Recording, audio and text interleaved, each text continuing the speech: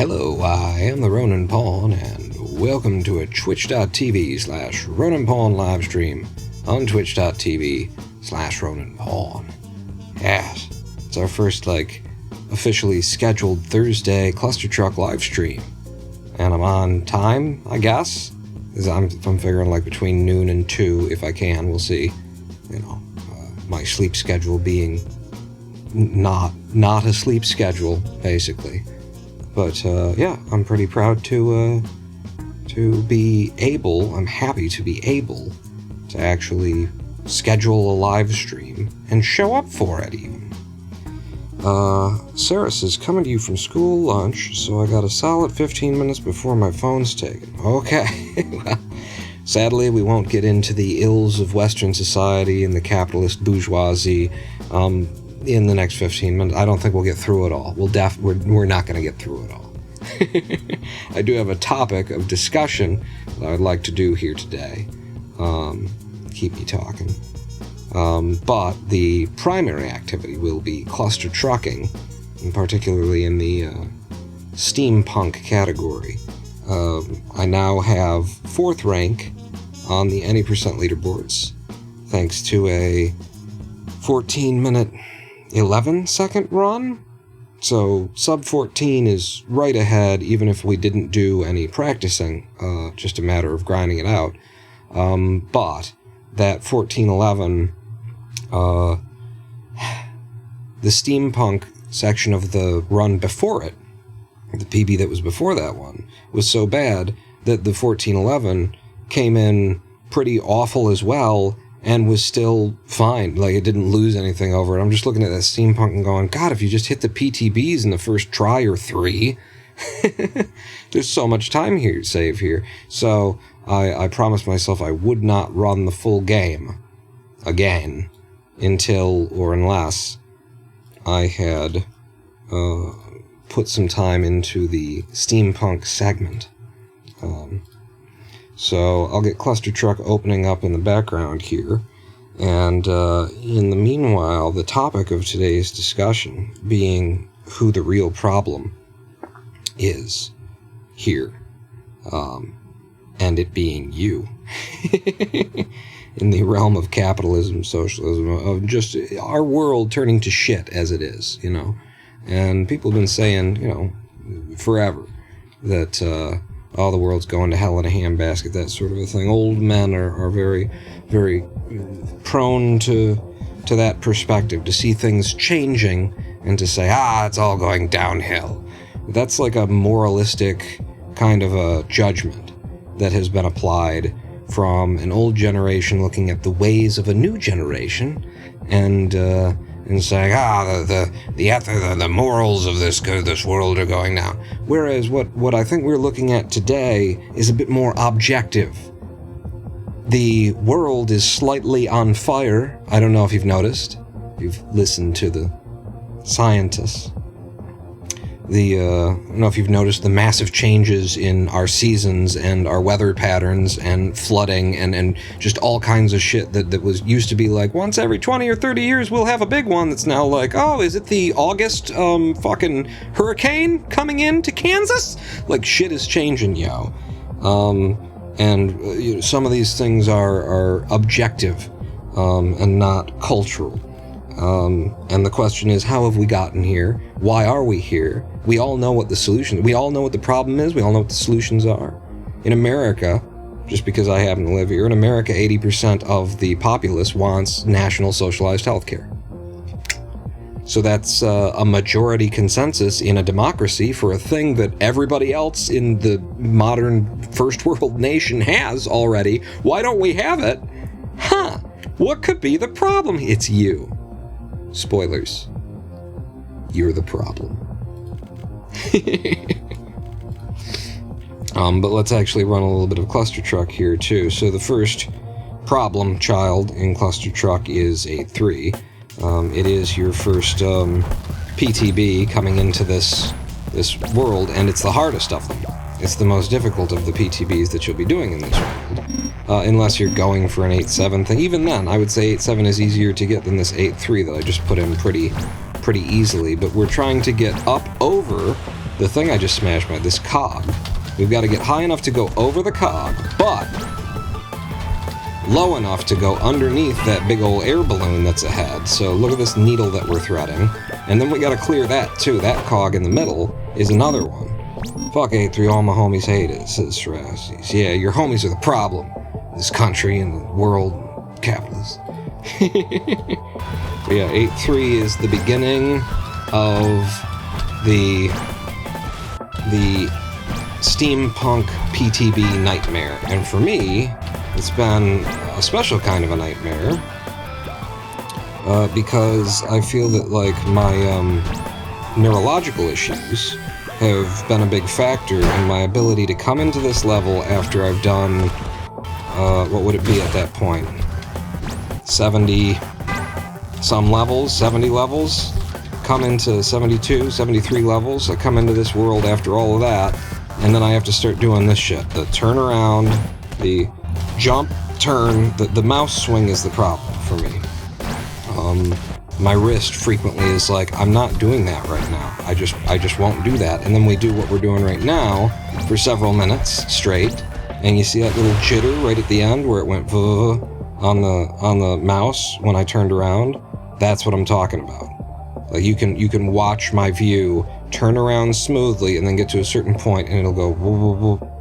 And it's when I'm trying to right click, I get this extra little buzz in my wrist.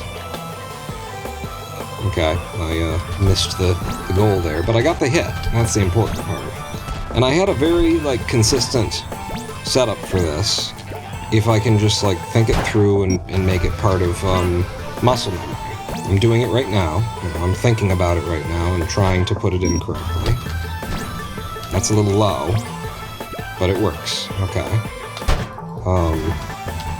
And it's just a bunch of subtle stuff. It's the timing of when I start jumping in the level. We load into the level, I jump now and then turn. I jump now and then turn. So that's part one, is the moment at which I turn. I let the truck pull me a little bit away from the wall, and then I turn. Jump and turn. The next thing is how much of the spacebar that you hold when you do the jump. And I don't want to hold it indefinitely, because then I'll get too much height, but I do want to hold it a lot. So that's about the amount that I want to be holding it. You can get this from the underneath if you don't slam your face into it. So there's a specific amount of wait time, and then a specific amount of holding the jump button, and then of course there's the actual throwing, aiming and throwing of the truck, which is nothing. It's not like you don't not have to think about it. And that's why 8-3 is 8-3, is that there's all of these things that need to come together. The turn, the jump height, the throw.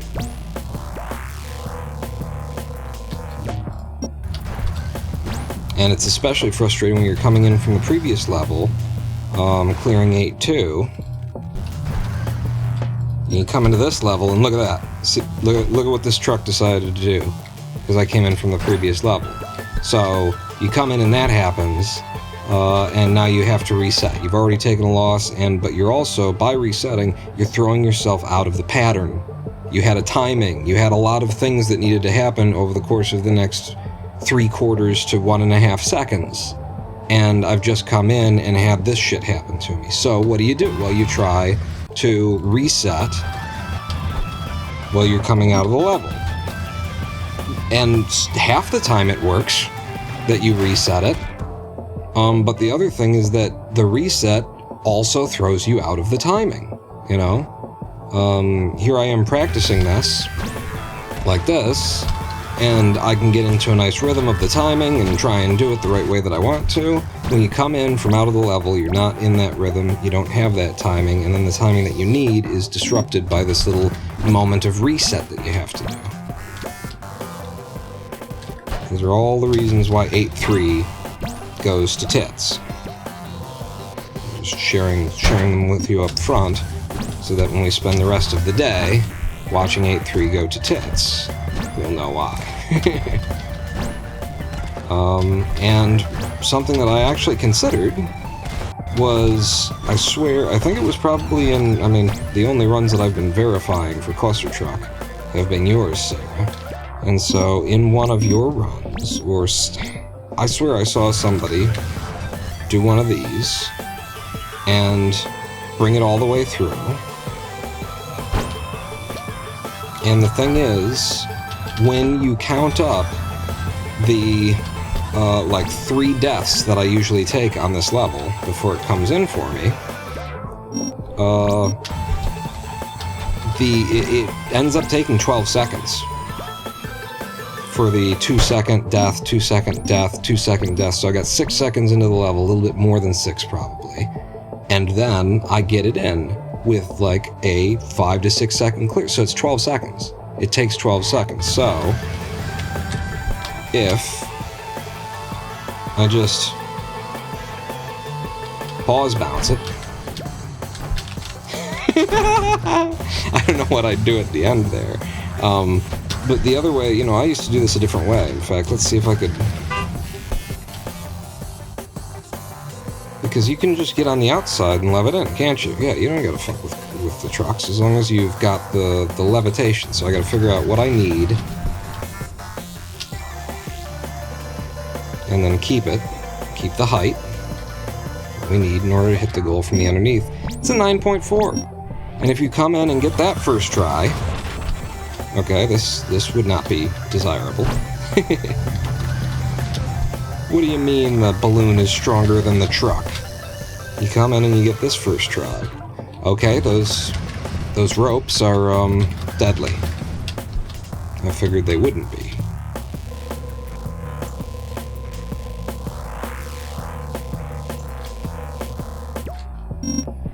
$10.6. So that is on the table. And what I want to be grinding here today when we do start running the game is the methods that I will be using in the full game. The point of being here today and doing this is so that when I come back to the full game, I will be ready. Now, see, there's another problem. Very easy for me to just out of habit get onto the spacebar early there, and I feel like because I got onto the spacebar early, we hit our head.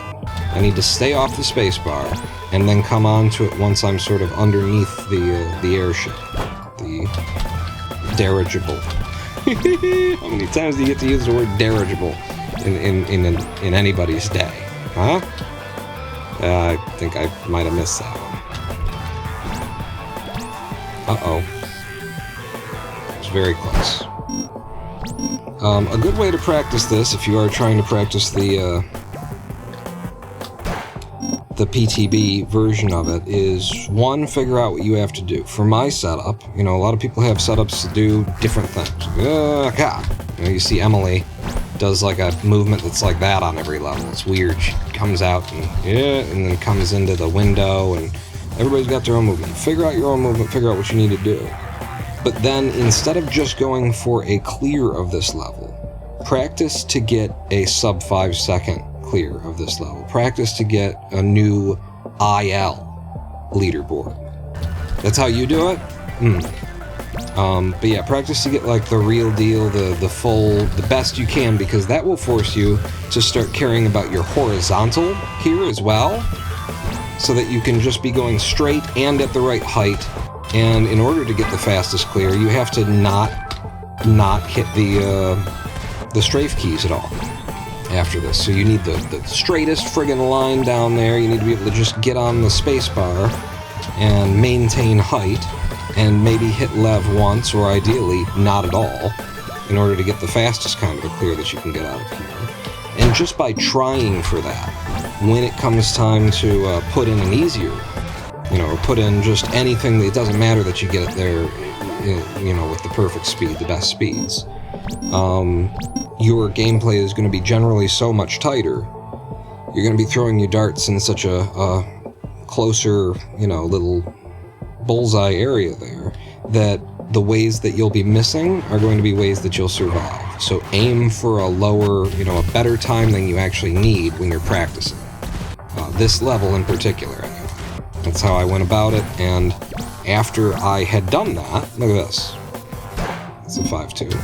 After I had done that, and I was warm on the method, it was so easy. I came in here like it was nothing. I came in here like 8.3 was free for a while, and then I fell out of practice.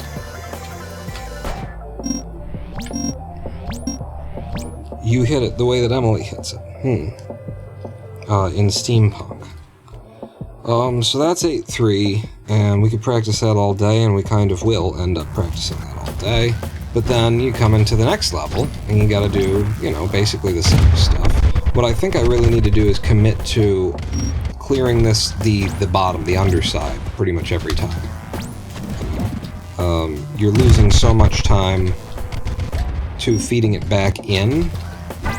This is just a time save. The problem is you gotta get on the outside in the first place and then bring it in. It's just faster to do that than to go on the outside. There we go. I just steered, which slowed me down. Now I'm steering, which is slowing me down a little bit more. Now I'm using Lev, 7.6 second kind of timing. Whereas if I just take it most of the way and then bring it in at the bottom, then we can get closer to a low 5 kind of thing. Mid 5, low 5 comes in pretty easy with that. And I just need to convince myself to do that. I'm frequently going for the inside when I should just take the outside. It's a big hitbox underneath 8.4 too. It's relatively free with just a little bit of steering right at the end. So I think I just gotta convince myself that the hitbox is as big as it is. I don't want to go sailing past it like we were doing in 8.3. Okay, here's another way to do it. Just go straight in, underneath. Going low is indeed faster, says Emily. Hello, Emily. Welcome in.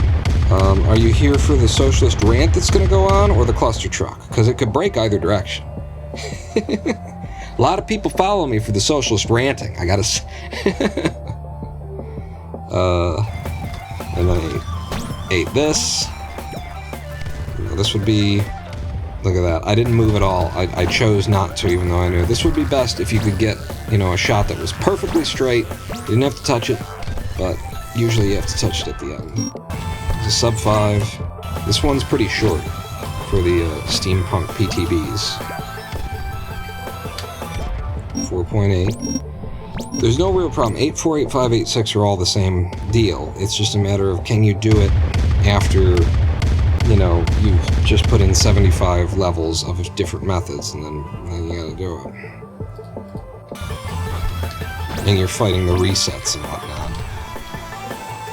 Whether or not they're gonna actually fucking register. And then there is 8.7. And I think what I'm planning to do for 8.7 nowadays is this. I think, because I don't need that time. Whoa! I'm going to do this, and this is important. You do that at the end. You wait for it and do that. It seems like, well, you just wasted time. You could be moving toward a 16.6. That was a 16.6, and it can be better than that. It's important to set that up. And when you... Let's just make sure. This can happen. Okay, so this is sort of the other version of it, right? We didn't do a... pause bounce off the front of it, so it's an 18.6. It's a huge saving to do that little pause bounce. Yeah, you're standing there doing nothing for a couple of seconds, but then you're firing out with some significant velocity. It matters. It helps a lot. Of course, the alternative would be this, and it would be lovely to do this and get it, in your run, and bring in a 7-second clear instead of the 16 that I'll be going for. But I don't need that kind of time yet. And I'm looking for something that's consistent, that's not going to screw me over. And there's a sub 16 sitting on the front and waiting and doing that little pause bounce. So I think that's what I'm going to do. Even just coming in and doing this, and then, deciding to settle on one of these trucks. Look it. See what's happening right there? Not good, right? Not good. That could have hit the front trucks and screwed up the attempt, and now I've lost 7 seconds. But also what? Also,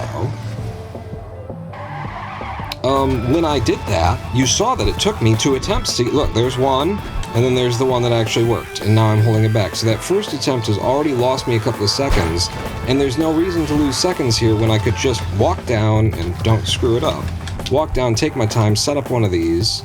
I just need to get to the fronts, and, you know, as a no-ability runner, I don't necessarily need help getting to the fronts. It's just nice if you've got it. And this was a slower one, still comes in with a low 17. But yeah, that's why I'm going to be doing this from now on. I can go straight to the front truck, first try, no messing around. That's something that I need to be very careful about, though.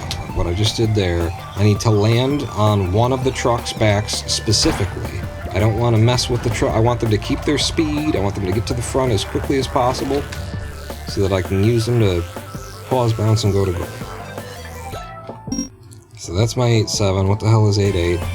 Alright, and then I've got this weird little thing to do, which is like this.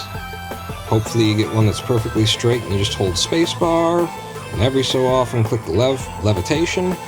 If you're coming near to these things, you know, make sure that you're coming near to the rings on those pillars. Make sure that you're leving in such a way as to pass in the dead middle of them vertically. They've got huge, ridiculous hitboxes that don't match what they look like at all. But they match more or less on the vertical, so you can get between them. You just gotta give them a nice wide berth. And then 8-9 can be a nuisance. 8-9 is basically you turn and you throw this PTB, and then you hold back and you push forward and you hold back, you push forward. You decide what you need to do in midair on this one. At least for me, that's how this ends up going, is in midair, what kind of a hit do I have? Do I need to hold back? Do I need to press forward? Because I gotta clear the middle gears over top of them, or sometimes you'll get one that's low, and so it's like, oh shit, I gotta go underneath this time. And I'm trying to do a low one right now. And basically most of the time, you need to hold back at some point in order to make sure this comes in. If you're trying to do it safe, anyway. And that's all of my methods are for safety. And then what's 8-10? 8-10, I am doing by holding spacebar as we come to the level, turning, and then tapping S and D, and pulling and throwing. That's all I'm doing. So it's basically, this is the 8-7 method. And I'm not using it on 8-7, I'm using it on 8-10. Because it's just so consistent at getting me up and out. Whereas all the other PTBs that I used to do, you know, you'd mess with them for two or three attempts first. You'd be over here, and then, no, not there. No, wait, hang on. Yeah, you'd be doing this. Up, and then like that. That's my old method. And, you know, the only bad thing about it is that sometimes it takes a while to get one. I missed one, I didn't get one, I got one. Okay? Now we're going. Whereas this thing is just consistent at getting me something that launches, and then I can work it from there. So held spacebar, turn, pull back and to the right, and throw for 8-10. So that's my whole plan for this thing. Let's go ahead and put one in. Apparently, my last PB in these old splits that I haven't touched in ages was 1 minute and 40 seconds flat. I have no idea what this should be, what this world should be. I feel as though I just verified one that was sub-minute, so 1 minute 40 seconds is that's a different era's worth of attempts, huh?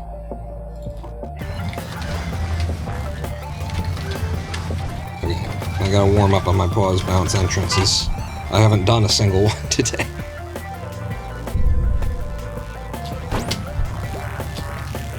I wanted to bounce off. But okay, so what does the pause bounce need to look like here? By the way, I'm pretty sure I invented this, right? Didn't I invent this? I remember specifically working this out on a live stream and being horrible at it, but being able to get it occasionally. And now it's the method that I see all day long, and I'm like, that's mine, isn't it? Didn't I figure that one out originally? And did it sloppy and bad, but I did it? Thank you. Yes. But I won't be doing that during the run, so I don't want to practice something that I won't be doing. I mean, maybe we'll get there. Once I've got the PB needs something, then. Okay, that was... my fingers are off the correct keys, and it has everything to do with having too many methods, because sometimes the method is to go,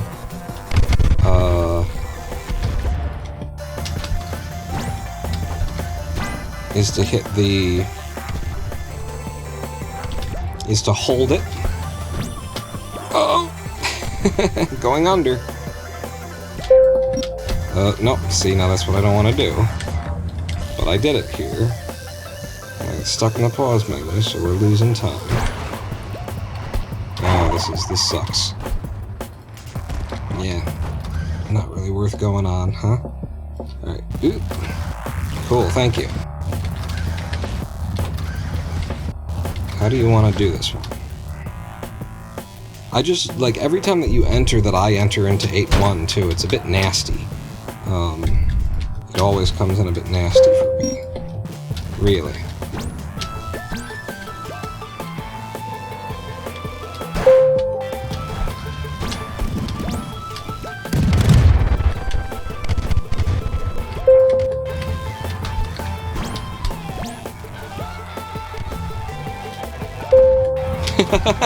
Can't believe it's all bongs.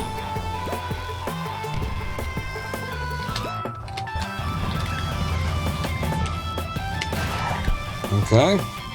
This is very late to be even launching up here, and this is what I'm finding out, is whether or not this method is going to work. What are the problems going to be? Clearly there's a bit of a problem here.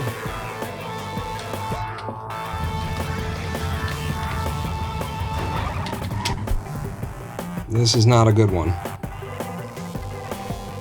Should be enough to get me there.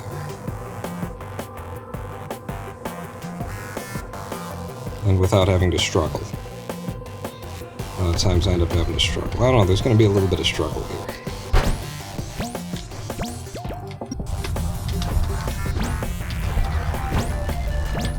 Pull back! Pull back!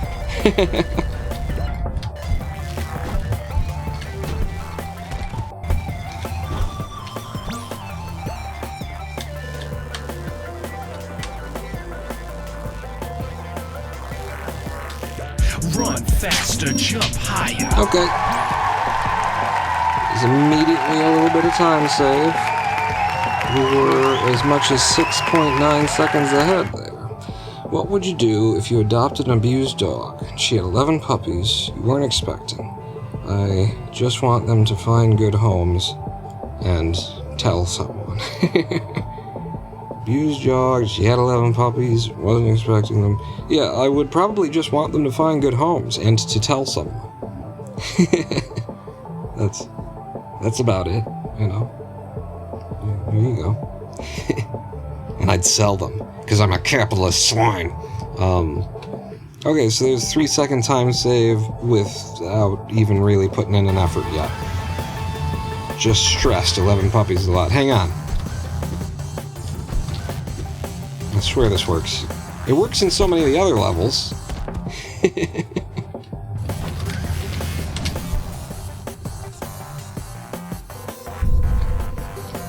Aww. That kind of speed.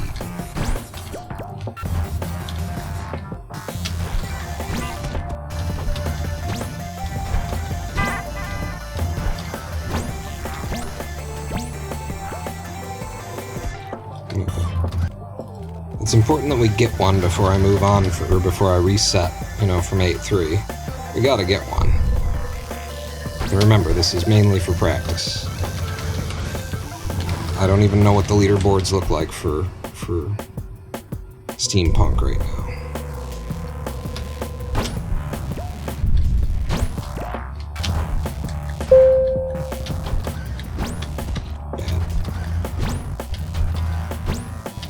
See, the first 3 attempts, I wasn't even, like, doing the method. I wasn't even correct in my method yet. It's a massive, like, slap in the face to try and get your shit together. Hang on.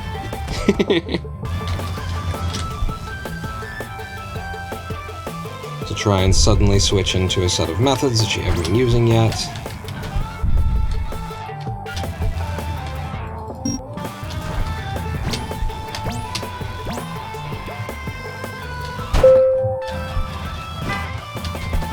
And then I got the little jump kick there. And again, and you can see, I've got the reset button mapped, so you can see that I'm... Oh right, I already used one. You can see that I'm hitting the reset. I am hitting R as we come into the level, and I'm doing so, you know, right before we get into the level. Doing so at a reasonable time to be doing it.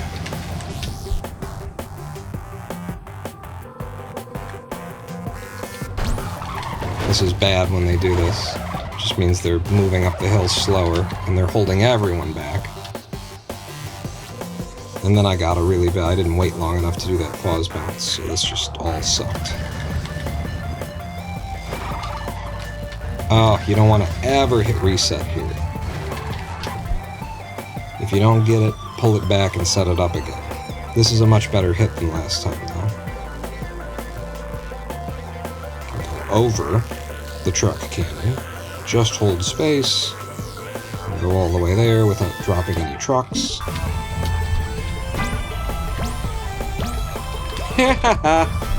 Holding backwards the entire time was not enough there. This time I had to hold forwards.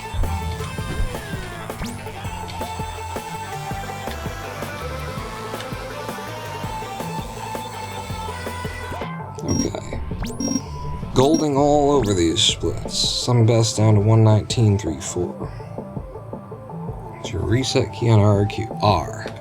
It is on R. I made that that little graphic for the reset key there, because you know it used to be the shift, but I don't use shift anymore. I just run the whole damn time. Nope, I just run the whole damn time.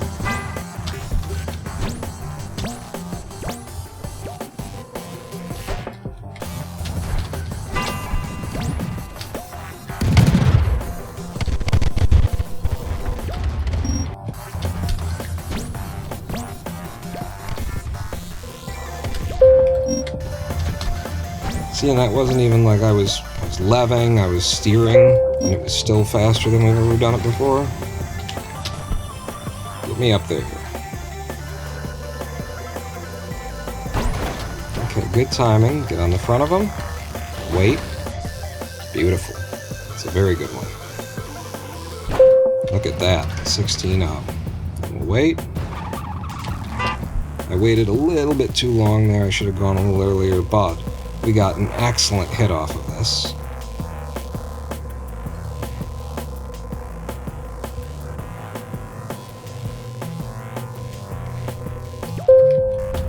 Yeah.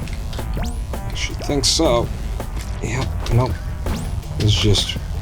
it wasn't going to work out as an over or an under on that one.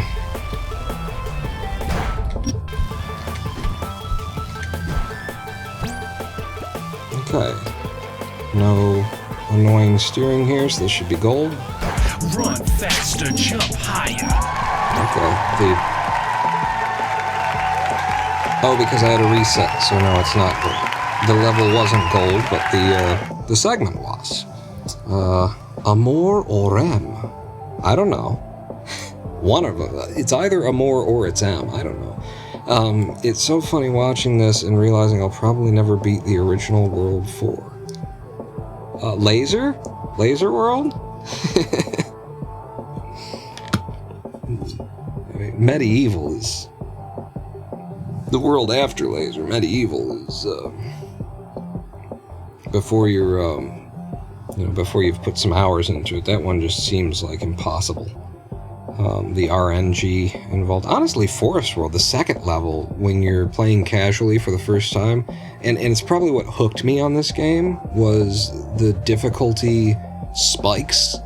Because the first world was very much like, welcome to the game, pretty gentle. Oh, here's some kind of tough parts. And then you walk into Forest World and it's like, you're my bitch now. You know, it's just like immediately head on the ground. It is nasty. 2-2 was rough. I mean, the way that it ends too. 2-10 for a casual player, not knowing what you can and can't get away with, you know, with the trucks on that hill front. Like, it takes time to feel what is appropriate. It's not intuitive at all. Just all of Forest World is like, holy crap. And 2-1 itself, just that, you know, you're so early in the game, you probably don't have any abilities yet, or what you have is a very limited set of abilities when you're first playing it. And 2-1 is, you know, trying to get on the trucks and go over this log and that log, and then you're taking this big long curve, and most of the trucks want to slam and crash somewhere else. Sometimes none of the trucks go to goal. It is an immediate, like, fuck you. It is an immediate fuck you, and that is probably what hooked me, is like, yes, sudden massive spike of difficulty. Like, I regard the difficulty curve of Clustertruck as being, you know, a master class in how you want to do these things. How it is that you really grab people and pull them in, and it's by, you know, showing them some basics, but then immediately getting on them and being like, okay, now this is what I'm going to expect from you. You will either play at this level or you will close the game.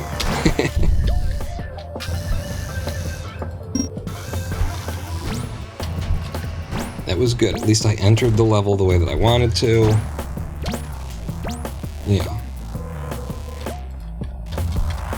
You saw me on the reset button. I just wanted to run it in, because obviously this isn't the one. I'm not there yet. Don't do it, Paul. I was almost going to do set up the PTB, nose grind PTB thing. Not there yet.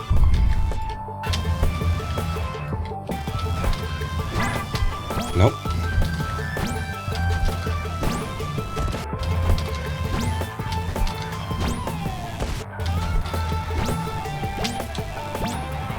And that's good enough for me. Like, I just want to see that I get one out, you know? I'm forcing myself to do as many 8-3s as is necessary until I get something to launch at about the right level.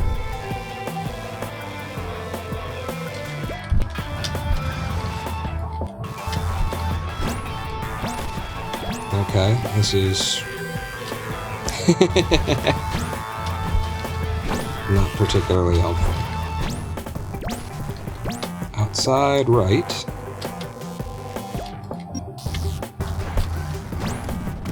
Under.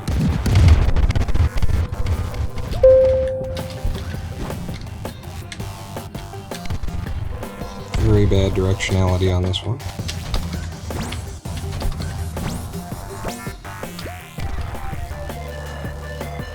And then because we're missing the time,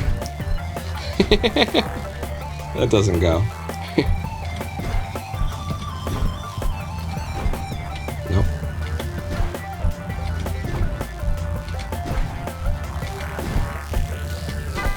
And this is why I'm not going for this in the full game. All those attempts to get one to leave.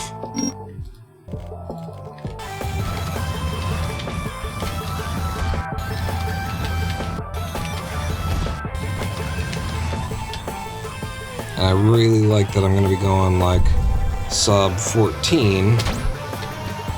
Nope, you can just...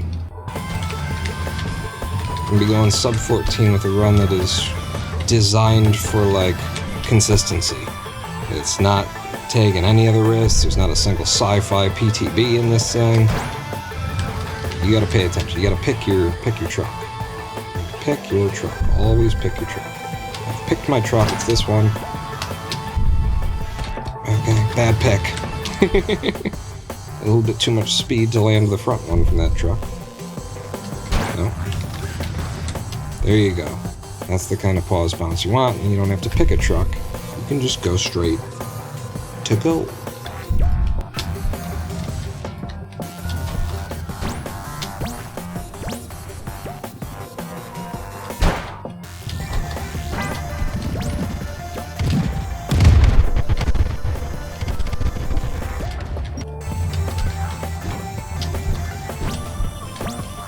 Little reset delay there. Put me out of sync with everything. Nope.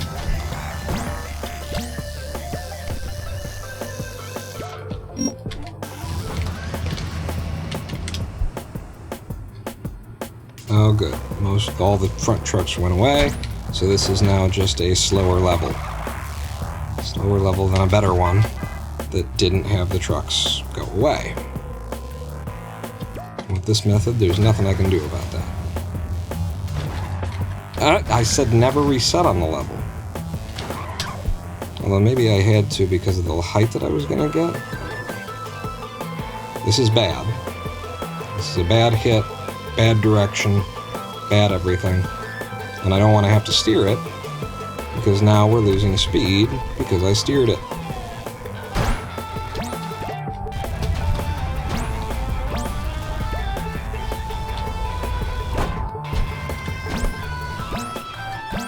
Good. And I just gotta Run faster, jump higher. slam it in there. So in the first 15-20 minutes of running, we've taken off 7 seconds. 1 second, then I'm getting warm. And so now that I am getting warm, we could discuss the fall of civilization and humanity in general. And we start the story with the Steam family sharing tool. The family sharing options on Steam. Steam, the gaming platform. That old bag. Have you used family sharing on Steam lately? Because I just did, and my God, it's awful.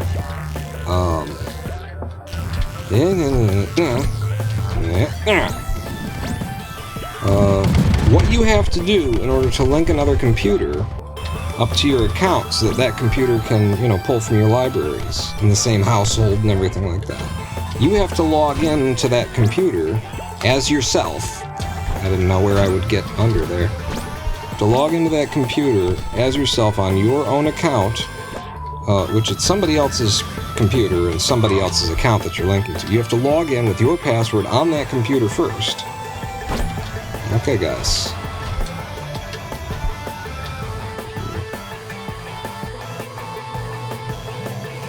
And then while you're logged in on that computer, then you go into the settings for this family sharing shit. Oh, I'm supposed to wait for a second here. Family sharing shit.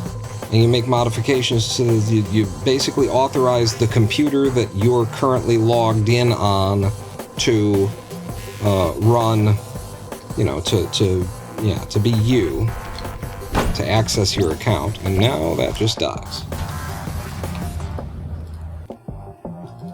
And then you log out once you've done that. And by the way, you may have to right-click each individual game that you want to let the account access and select that this will be shared in the family. And then you log out on yours, and then the person who you were actually going to share the thing with can now log in on their account. And by the way, every time that you do this, that you log in, there will be a 2-factor authentication process involving them emailing you a fucking code. And here's the thing, you're doing this, you're logging in on someone else's computer, someone else's system that you're sharing with. So, unless your password is a bad password, by which I mean something that you know and you use in a number of places and you've got it memorized, which is just not the way that we're really doing passwords, people who care about their security in 2024. If it's a good password, which is a 32-digit random string of numbers and shit that, you store all of that under one password. But you use a tool to store all of these passwords so that if an account gets hacked, if Steam got hacked, like they have lost people's accounts and password information before, if it got hacked, they won't have a password that I use anywhere else, because it's just a random string of numbers and characters, right? If you're doing that, Well, then this whole login on someone else's computer thing means that I've got to bring over a 24-digit fucking password somehow, right? So how am I doing that? Well, I'm emailing it. Oh, good. Steam has managed to create a situation in which I am emailing my password to someone. Fucking wonderful. This is great. What a secure and thoughtful fucking process you've created, guys. Holy, huh? And that is the top level of, like, security concerns with this kind of a thing. You don't do this, is summarily the thing, because you're training people to accept the kind of, like, practices that phishers use. It's used in phishing in order to get your passwords from you, and get your accounts from you, is, encouraging people to log in on other people's systems or at unfamiliar endpoints online and stuff like that. You never, ever teach the end user to accept that in order to get access to a service or an extra product of yours on your site, that they should log in on another site. And Steam is certainly not the first to make this horrible error. As a matter of fact, Patreon, I don't know what they've done these days, but it used to be that Patreon, if you wanted to, like, contact their support, Patreon support was on a completely different website called, like, patreonsupport.com or something like that. And the way that you got support was to link your account from the main website Run faster, jump higher. to the secondary website via an OAuth connection. So an OAuth verification system is how, when you wanted support for Patreon. Hey, Sick Boy with the sub and 8 months. Hello, Mr. Pawn. Hello, Sick Boy, and thank you for the subscription. Welcome back to the Big Dick Club.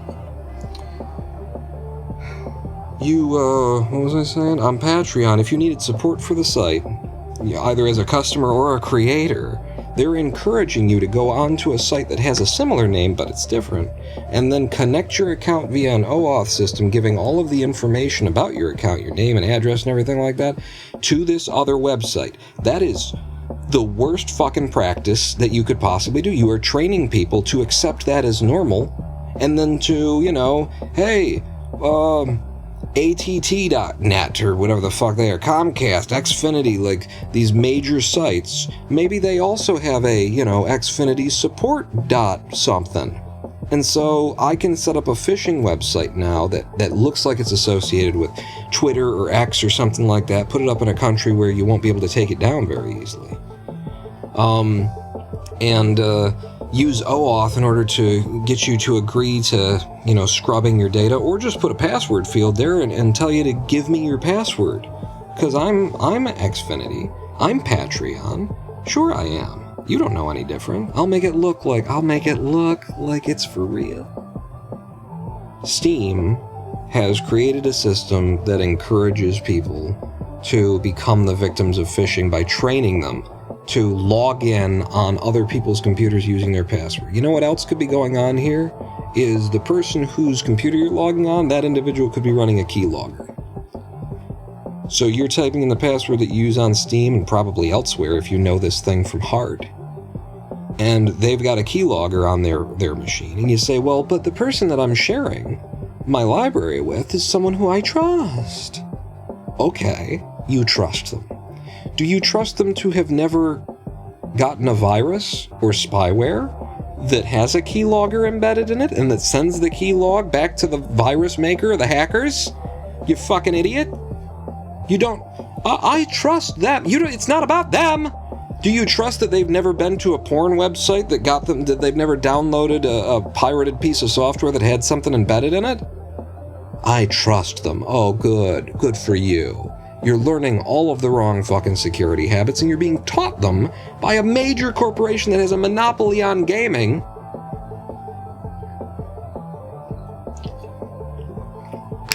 These are the things that really get under my skin. It's always the thing where it's like the company has a monopoly.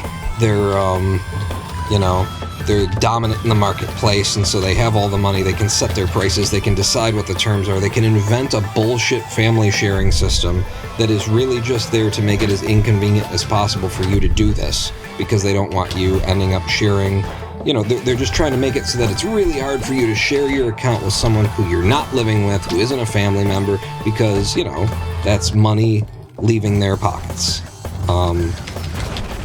That's other people being able to play the games that you've bought and they never had to buy it. And so Steam doesn't get a cut and the developers don't get a cut and everything like that. So that's what they're trying to do here. And in order to accomplish it, what they've done is create a system that is just as insecure as it possibly could be, and that trains the user to accept insecure, you know, methodology as though it's an official thing. They are encouraging phishing instead of just having a system where here's what it should be, and here's what anybody who, you know, knows anything about coding, anybody who's technologically aware would say that you do here. If you want people to be able to share their accounts like this, to share their libraries, which, yes, they should be able to. We should be able to, especially within family and, you know, members of our households and stuff like that. Just throw this. If things go wrong, then just go back to this. And look at how it's just not coming in. Why? Don't know. No good reason, really. If you want to enable this system, what you have is a system where the parent account just goes into the family member and says, here's the username or the email address of the person I want to share the account with. Done. We are now done. That's it. We have ended. We have completely ended. If you want to make it more like a two-way handshake thing to make sure that people don't give access to people on accident by mistyping names or something like that, then you have the account, the child account we'll call it, ask the parent account to join its family. And then the parent account says, yes, you may join my family, and then it's done. Nobody logs out of their account on one computer, logs in on another one. Nobody takes their password and emails it to themselves so that they can fucking carry a 24-digit crypto key over to another system. This is fucking retarded. This is the wrongest way you could possibly do this from a computer security standard, and it's not like these people need to reinvent the wheel, and it's not like they're a poor little, we're just throwing things together, it's a volunteer program. You're fucking Steam. You have a monopoly on fucking video games, the largest money market in the world right now. And you guys can't get this right. No, they can get it right. They don't want to get it right. They have chosen not to make this convenient, and their method of making it as inconvenient as possible, to make it as much of a hassle so that you'll just not do it.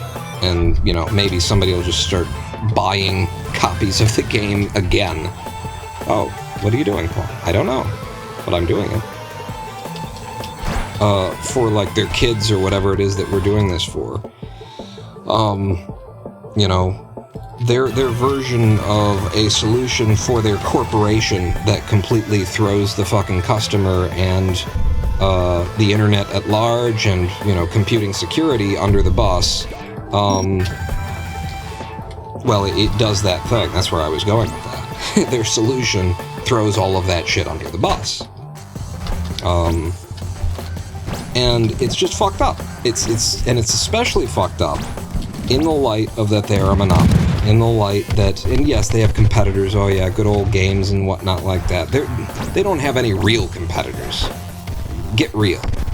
Be honest here. Steam is Steam, and nobody's a real competitor to Steam in that marketplace. You know? And the reason that they're no competitor to Steam is because, you know, for the most part, Steam has done it right. They have taken care of their customers. I don't know that they've necessarily treated the developers the way that we might want them to. But, you know, the platform has been convenient. It has been everything that you'd want it to be for the most part. Right up until I touched this family sharing stuff and found out, holy God, this is as bad as it possibly could be, and the only reason that they're allowed to get away with it is because they've got a monopoly. If there were competition in the marketplace, there's no fucking way.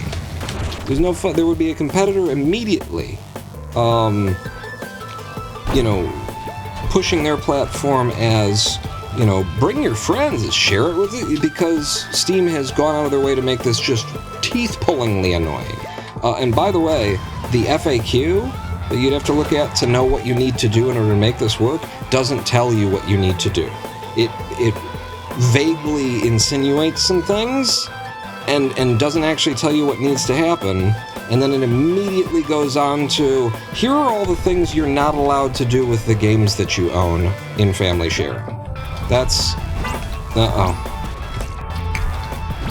what we've got going on with Steam's family sharing thing. And so, yeah, it chaps my ass, boy, does it. Alright, this is perfect. This one's just going straight in. Not that we can PB, but it was a good run. I wouldn't mind that while I'm going. Jeffrey, welcome in. I'm doing a socialist, angry rant. And it starts with Steam being a monopoly and setting up its systems for sharing your library with a family member or somebody who's living in the household with you in such a way as is insecure, as trains users to give their passwords away and then end up with, their bank account information floating around online and they don't know where it is. None of my messages have gone through for the past 5 minutes. Well, I timed you out for being so sexy. No, I don't know what happened there. I definitely didn't do it finally. What the fuck? I can hear you again, Sarah. You're too damn sexy. You timed out for 5 minutes. Go, I don't know, rub some dirt in your hair. I gotta mix some wackiness in when I'm doing, socialist rant about how everybody's favorite gaming platform is screwing the pooch, and the pooch is you. You're the pooch. You're the one being screwed. Gotta mix in some whack nonsense. But yeah, so that's where we start, because that's where it started today on our Discord server. Was me complaining about that, and initially finding, general consensus and agreement, and then not. Some sort of corporate apologizers is what I ended up calling them. Came in to say, I don't see that it's that big of an inconvenience. Seems normal to me. And that inspired, what we're going to go through here today. Is why, where do the problems of our society really come from? And at this point, what you would want to do is pick up what you've already lost by going for the big one. After a couple of resets like that. Yeah. Even after the resets. No. Shit. There we go. Even after the resets, that's gold. And even with the reset that happened here, this one might not lose much time. Damn. Really wanted that to come in first try.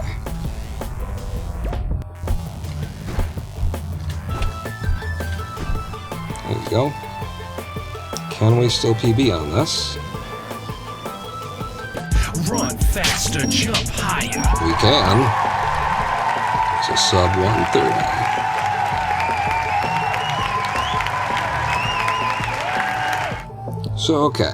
I may be working from some notes here. I haven't been able to look at them because I've been speedrunning. But Steam family sharing, no valid instruction. The FAQ is fucking useless. It doesn't actually tell you what you need to do because they don't want you to know what you need to do. I had to go to Reddit and search with 2024 at the end of the fucking thing in order to figure out what we need to do now. The process is a massive security risk.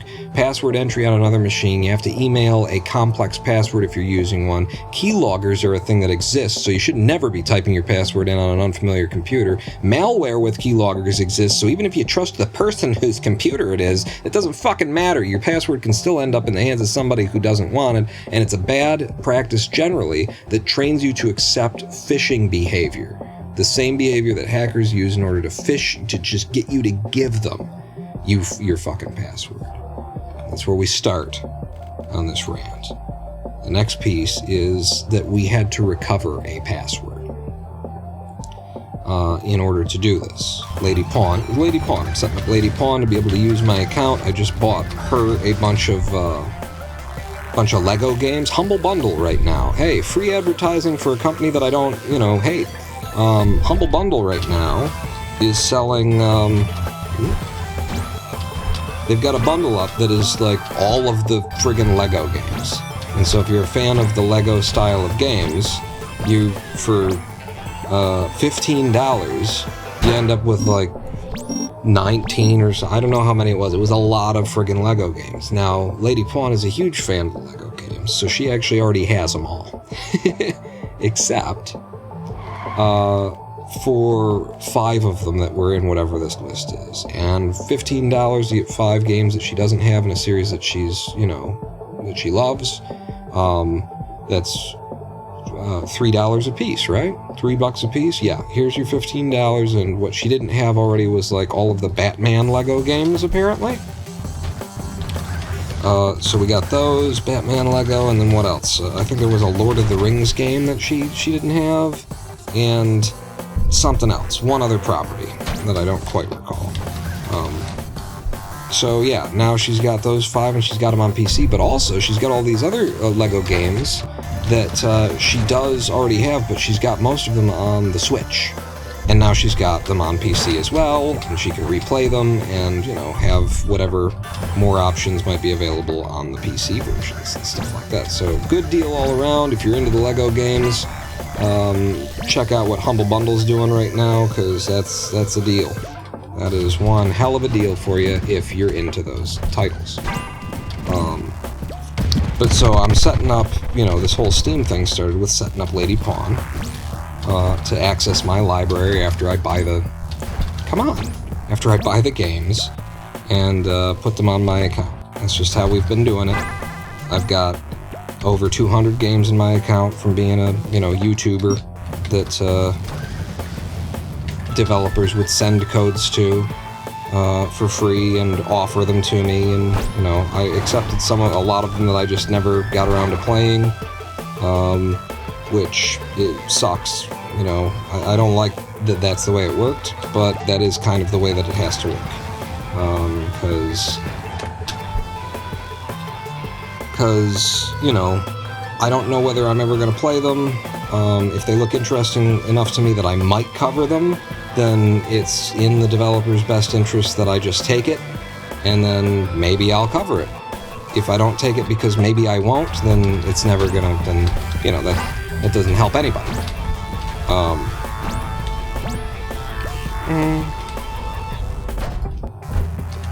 Nobody makes out in that situation. Okay, nice, slow, clear. But I'm getting a sense of what my steampunk time is going to be in a full game run. So, having to set this up on Lady Pawn's account, she didn't know her password. She didn't really even know her username. She only made an account when, so that I could share with her the first time that we had sharing working, and she ended up actually just being logged in on my account as me, and that sucked. We ended up behind like a family PIN system, and I didn't have access to my own account because of it for some reason. I couldn't change things. So all of that sucked. I wanted to get that straightened out, put her onto her own account. She could have her own, ooh, that was close. She could have her own achievements, I presume, playing the games out of my library. So she had forgotten her password, and oh my god, Steam's password recovery process. So first off, the 2-factor authentication is just, it's the worst. It's absolutely the worst. You have to do it like every time you fucking sneeze. Every time you look at Steam in a certain way, Steam's like, I think we should go through this 2-factor authentication again, don't you? Alright, can I go under with this? Looks like I've got the height. Yes. It's just nasty. It's awful. and it's coming into your email address, and it's 5 things, and it's like, two-factor authentication can be annoying sort of regardless, but this one is just, they're asking for it so constantly, it's a massive fucking nuisance. So, when I went to log in as her, we had to reset the password, and that required a two-factor authentication thing in order to reset her password, obviously. It also included, playing the, is this a bus or a motorcycle or a street sign or a set of stairs game, where an AI trains itself on your answers while it wastes your fucking time. So yeah, we did all that shit, and then there was a two-factor authentication on her account in order to get her, information. Under. Good. And then first try. First try. Yeah, this is not going to be new PB, but it was a good run. Good 130.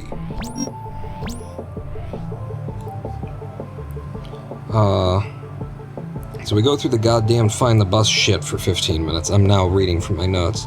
The system is clearly on a timer and you can't do another request for X minutes. So this is what happened. We went to reset the password. We reset the password. She typed in what her new password was going to be. But she's typing on this honestly kind of shitty wireless Logitech keyboard. Really soft keys, and it's really easy to, not type what you mean. And I think she probably typed the wrong password the first time, and then in the, type it again, she typed it wrong again. And so, we end up with just, that's not actually her password, and even after we just reset it, we need to reset it again. And the system is apparently on some kind of 3 to 5 minute timer, but it won't tell you that it's on a 3 to 5 minute timer, and so what it will do instead is just have you sit there, filling out the, are there any buses in this fucking tile grid? Bullshit. And waste some more of your time. And it'll just loop and loop and loop, and it will, and it's basically just collecting data for the next person who comes along. It's getting you to say what you think has a motorcycle in it or not, so that, the AI trains itself. Meanwhile, there's no chance that you will get through. You are in a loop, and until you've waited 5 minutes, it's not going to let you through. So it's just there to fuck with you. It's training its system off of you to fuck with you, and it's training itself in a way that undermines the entire premise of that kind of security system.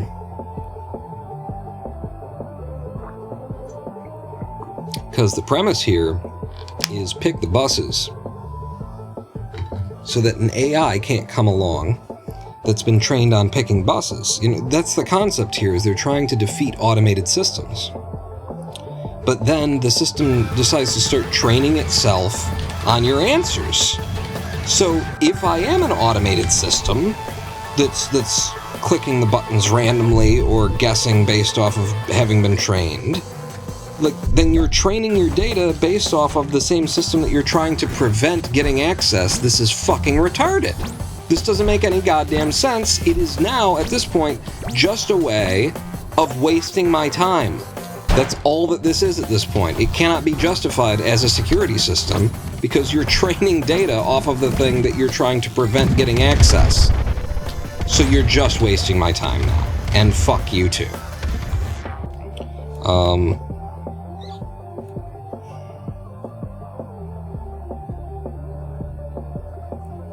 But to get back to the two-factor authentication hell, what this process of enabling family sharing ended up costing me was we had to do the two-factor authentication once in order to begin the password reset process.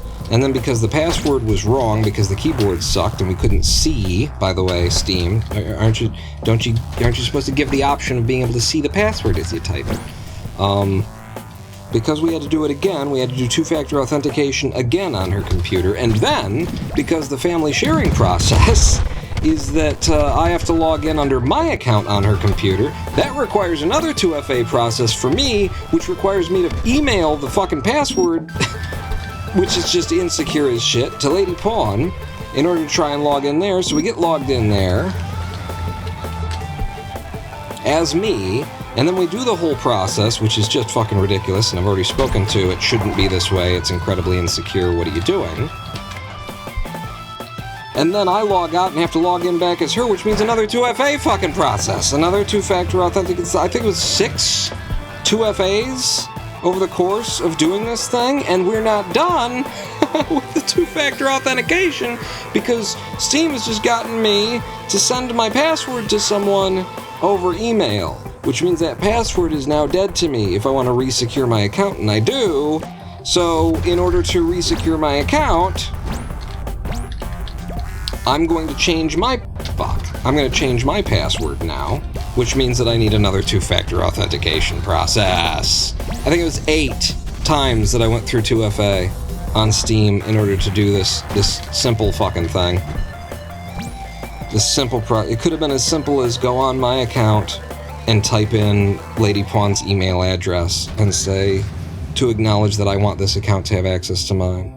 But they've got a monopoly, and they're trying to make this as difficult as possible, and they sure as shit have.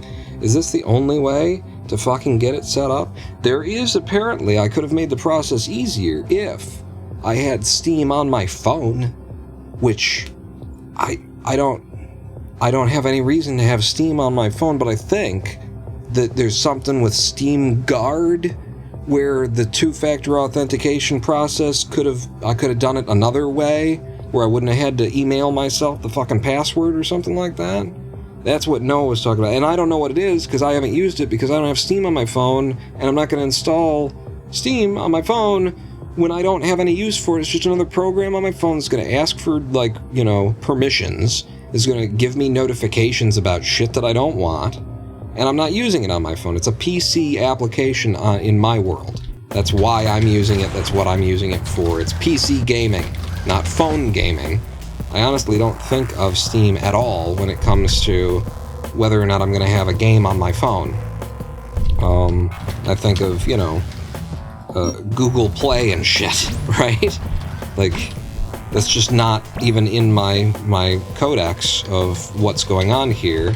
And that's probably, and again, it's a corporate mentality of we gotta get them thinking about us for the phone, man. And so they're gonna force all of this shit on you in one way or another.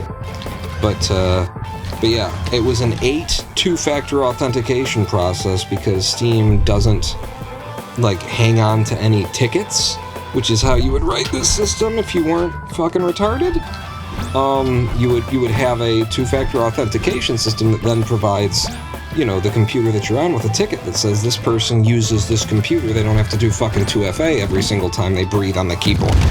But it doesn't work that way for Steam. So 8 fucking two-factor authentication processes in order to get this goddamn thing done is what it took for us. Which, yeah, is a bit of a goddamn nuisance. And it's intended to be a nuisance, and I don't appreciate it. I'm frustrated by it. It's a bunch of bullshit. It's also just it's the wrong thing to do. From a security standpoint, you do not do this. You are making your own platform and all other platforms more insecure by doing it this way. Stop.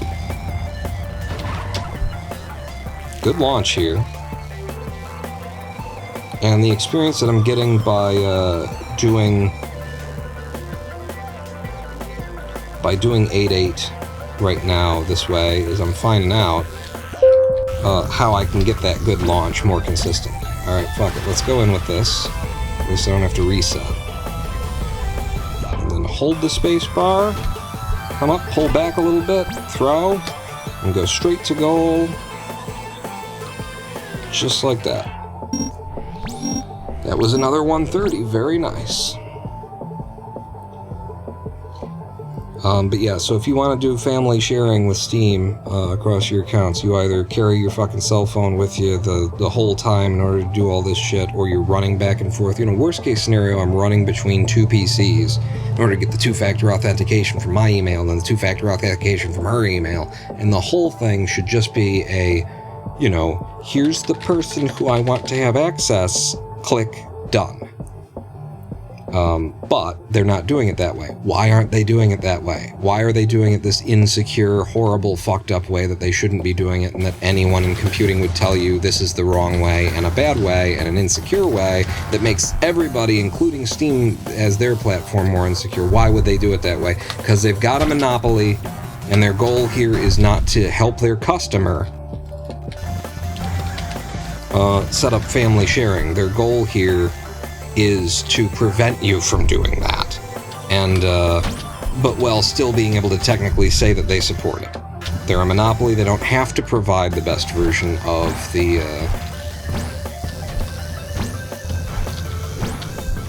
product. They can get away with providing the most annoying version of the product that best suits their corporate interests. Which brings me to the biggest bank heist that ever happened and that was never caught. The biggest bank hacking that ever occurred, and no one ever caught it. And longtime viewers and listeners of the program will know what I'm talking about. It's called Plaid. Plaid is a massive, successful, multi-billion-dollar corporation today. And the way that they got started was by hacking every bank. And you've never heard of it, unless you've been, a long-time listener of this program. Then you've probably never heard this story anywhere else.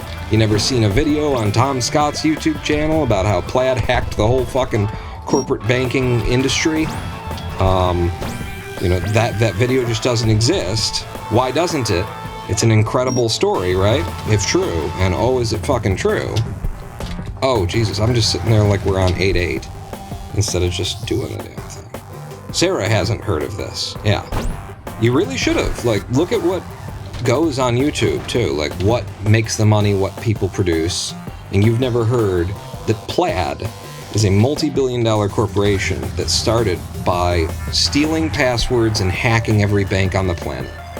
That is how they started, and they still do it. They still do it on some of the smaller companies, some of the small credit unions and stuff like that. It's still how their system works. They steal passwords, what they do, okay?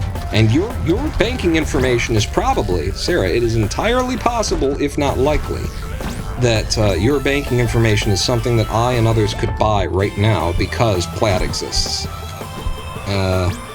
And it's entirely possible if you've used Venmo or fucking Google Pay even. Patreon supports this. Stripe is integrated now with Plaid. There's so many different Plaid integrations. Your bank might offer if you want to transfer money conveniently to someone else's account, use this thing. And what's underneath that thing that you're using is an API that programmers use for financial transactions called Plaid. And what Plaid is it's a gateway system that allows you to do bank transactions with other people. The way that it does this is that you think you're logging in with your bank. You are not logging in with your bank. You are using a Plaid portal, which then scrapes your password. Your banking password. It scrapes your user information and your banking password as you type it in. It is key logging ostensibly, except for it's presenting a portal that looks like you're logging into your bank, but you're not. You're giving this third-party company the password to your bank account, and then their system logs in as you and does the thing that you wanted it to do. That's the idea anyway. In the background, what is happening is a third-party company now has your password stored in a database, and it is a decryptable database. It is not a salted and hashed database the way that passwords are stored. Passwords are stored in the modern world in such a way as they go through a mathematical process that is one way. It is unreversible. And the concept is the next time you come to that website and log in with your password, the website will never actually see the password. In theory, it does, but in practice, the way that it's implemented, The website will never store your password. It doesn't know what your password is. It stores what your password looks like after it's been ripped to shreds by a one-way mathematical process. That's what's supposed to go on.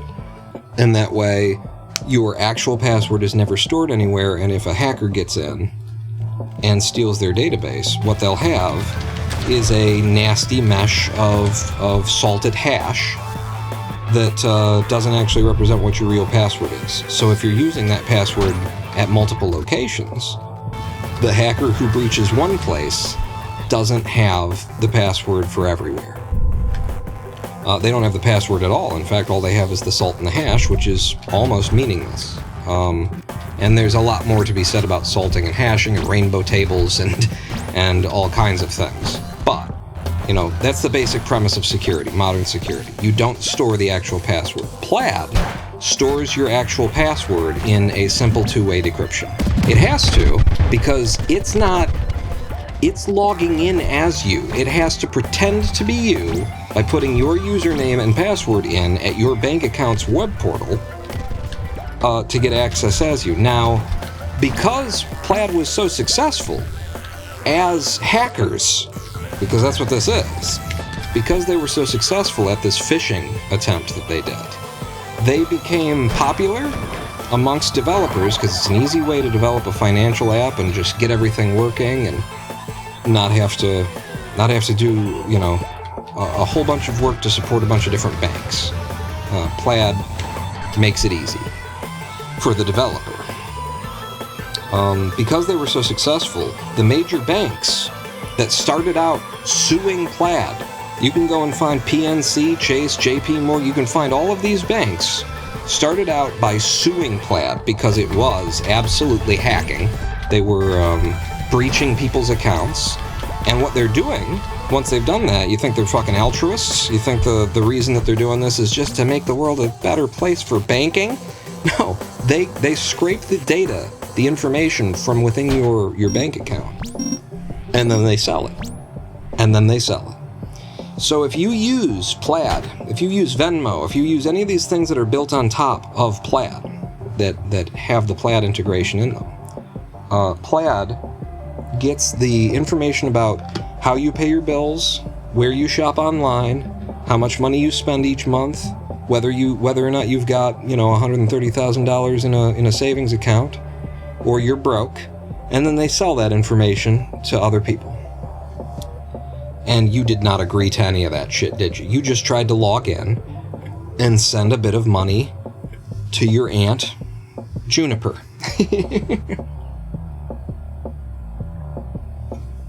You were just using some banal app to send to the person who you had lunch with, brunch with, you know, the part of the bill that you guys were going to split, but you didn't have money on you at that point.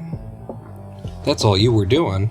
And now all of your banking information is out there for sale due to this former hacker that has now been accepted by the banking industry as legit.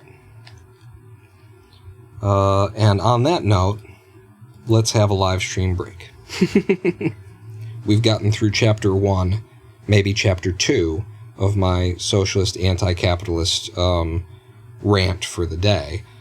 And where we are right now is on Plaid and how they steal your data and how they became major players in the bank industry by hacking, by just straight up phishing, and how they were under lawsuits by all of these companies right up until everybody just wanted the convenience. They just wanted that convenience of those apps.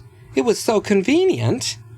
They didn't care that they're literally being hacked and letting a third party into their bank accounts without being notified of it. And now those banks are actually invested in Plaid, and they have integrated sometimes better methods than just stealing your password. But Plaid does still just steal your password, because that's, you know, that's convenient for some of these smaller banks and credit unions that they also support. But we're going to go to a live stream break so that I can catch my breath. We'll be back in about 7 minutes. Don't go anywhere. Pawn, not able to get the mouse to, because the thing was not out. No, don't play that song. Pawn not out. Yes.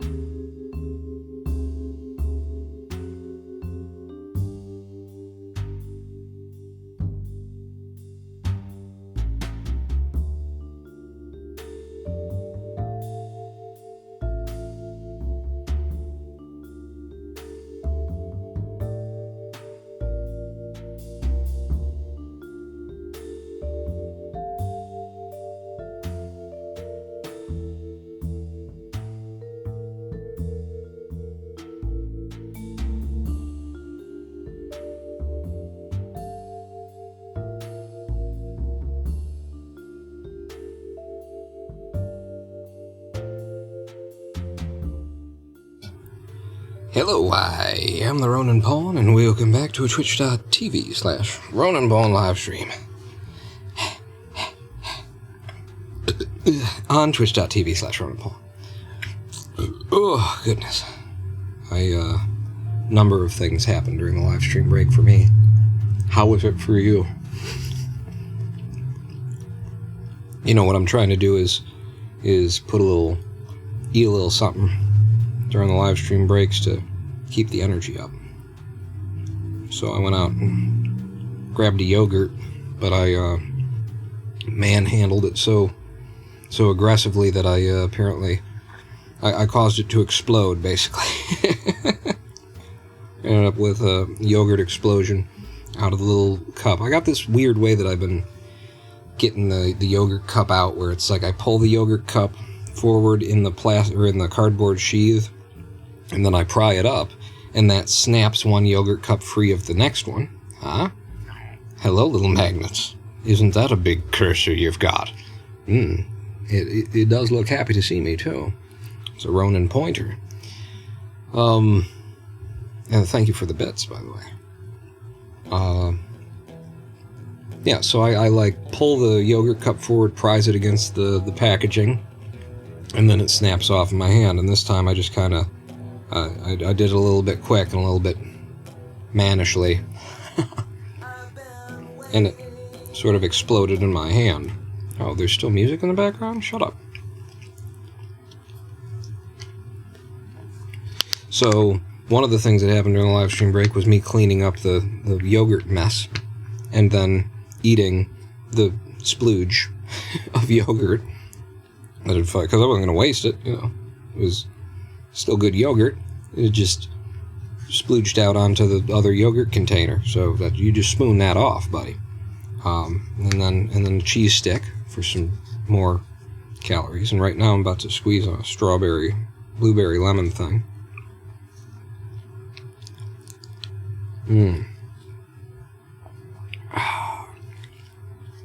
Get some electrolytes. But the more interesting thing that relates to everything we've been talking about today so far, Steam in particular, is that after all of the hassle I described, getting family sharing working between I and my fiance's computers, which I did because I bought a bunch of games, 5 of which she didn't have, so that she could play those games on her computer. After all of that bullshit, guess what she can't do? Guess what she just told me isn't working? It looks like the Lego games, I mean, this is just my cursory glance, because we did a live stream break, I had to come right back, I didn't even, investigate it, but I'll bet you anything that the Lego games are not allowed to be used with family sharing. I bought these fucking games for her to play. I will almost certainly never play them. They are for her, and on this platform of Steam, the fucking Monopoly, the one we all use because it's so fucking good, I spent a half an hour of my life yesterday trying to get these 2 computers linked up so that she could play the game that I bought for fucking her. And after all that effort and everything that I complained about for the first hour of this fucking live stream, first hour and a half of this live stream, guess what still doesn't fucking work? Oh, thank you so much, Steam. Oh, they're the good ones. They're the good guys. Oh, what a good monopoly corporation they are. Fucking bullshit. The games I bought for fucking her to play. And now, what are we going to do, by the way? I guess we're screwed now, right? Because Steam has made this so inconvenient and so unusable, and I guess we're just fucked and she can't play the games that I bought for her, right? No, we're just going to log her in as me on that computer and then have her go offline, and now we've cheated the whole fucking system anyway. So all this bullshit that they just put me through, that they have you run around, can be defeated easier than it is to do the fucking thing, and then I jump through all the hoops, and where are we? I'm just gonna defeat it. It's some fucking Microsoft Minecraft bullshit, where you buy the game and they make it so fucking difficult to activate it that, it's just It's where the level of convenience afforded by the service at this point makes an argument for piracy. It's where at this point, fuck it, we'll just pirate it. That's where I got with the Minecraft bullshit. I was trying to get Lady Pawn onto Minecraft so we could play together on our own little world. I thought that'd be fun. And I went and bought Minecraft, and it was the wrong edition, wrong version, the way that they had displayed it on the site that I was buying it from, and it was from the Microsoft Store. The way that they had displayed it was just bullshit wrong. It's not what I wanted, and I wanted the other version, and they made it so difficult for me to just, like, get the other version, to say, this isn't what I wanted. This is your fucking Bedrock shit, which is not what I wanted. I knew the difference between Bedrock and Java, and your interface is so fucked up that I still did it wrong. I don't want this. Give me the other one. They made it so difficult for us to do that. At the end, I just forced PayPal to give me a refund, and then we fucking pirated it. And so maybe that's what we'll do with the Lego games, Steam. Good work! Let your fucking corporate entity over there that publishes these Lego games know that, I picked them up from fucking Humble Bundle where they were super cheap in the first place, and from here on out, we will just pirate all the Lego games. Fuck you. Fuck you. Never again will I jump through these fucking hoops. You fucking cunts. You capitalist pig dog fucking whore cunts.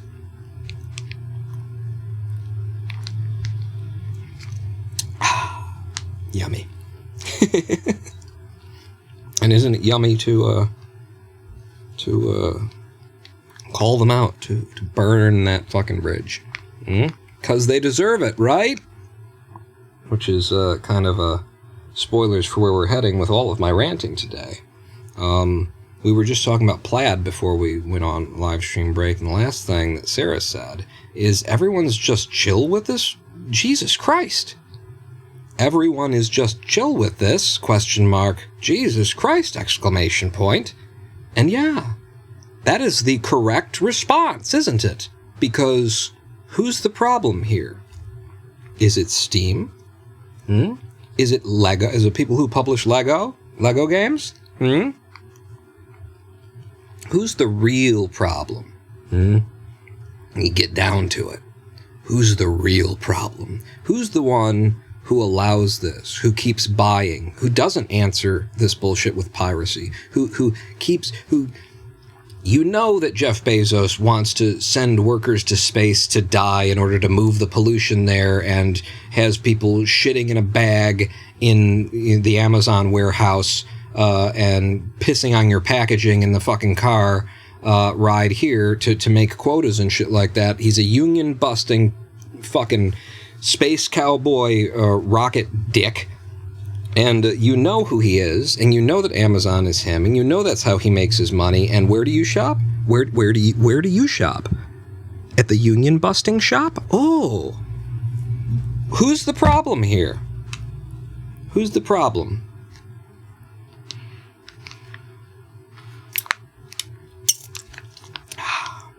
Walmart's just so convenient. It's just down the street. I mean, I know that they use, third world Indian labor on half their products. And I'm literally contributing to a slave trade in third world nations, Africa and Southeast Asia. But, my God, it's just so fucking convenient, isn't it?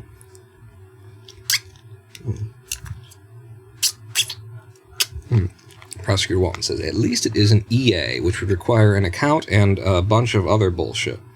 At this point, if whatever EA's hoops would be to jump through, if at the end of the day Lady Pawn could play the fucking game on her fucking computer, then they would be an improvement over this situation.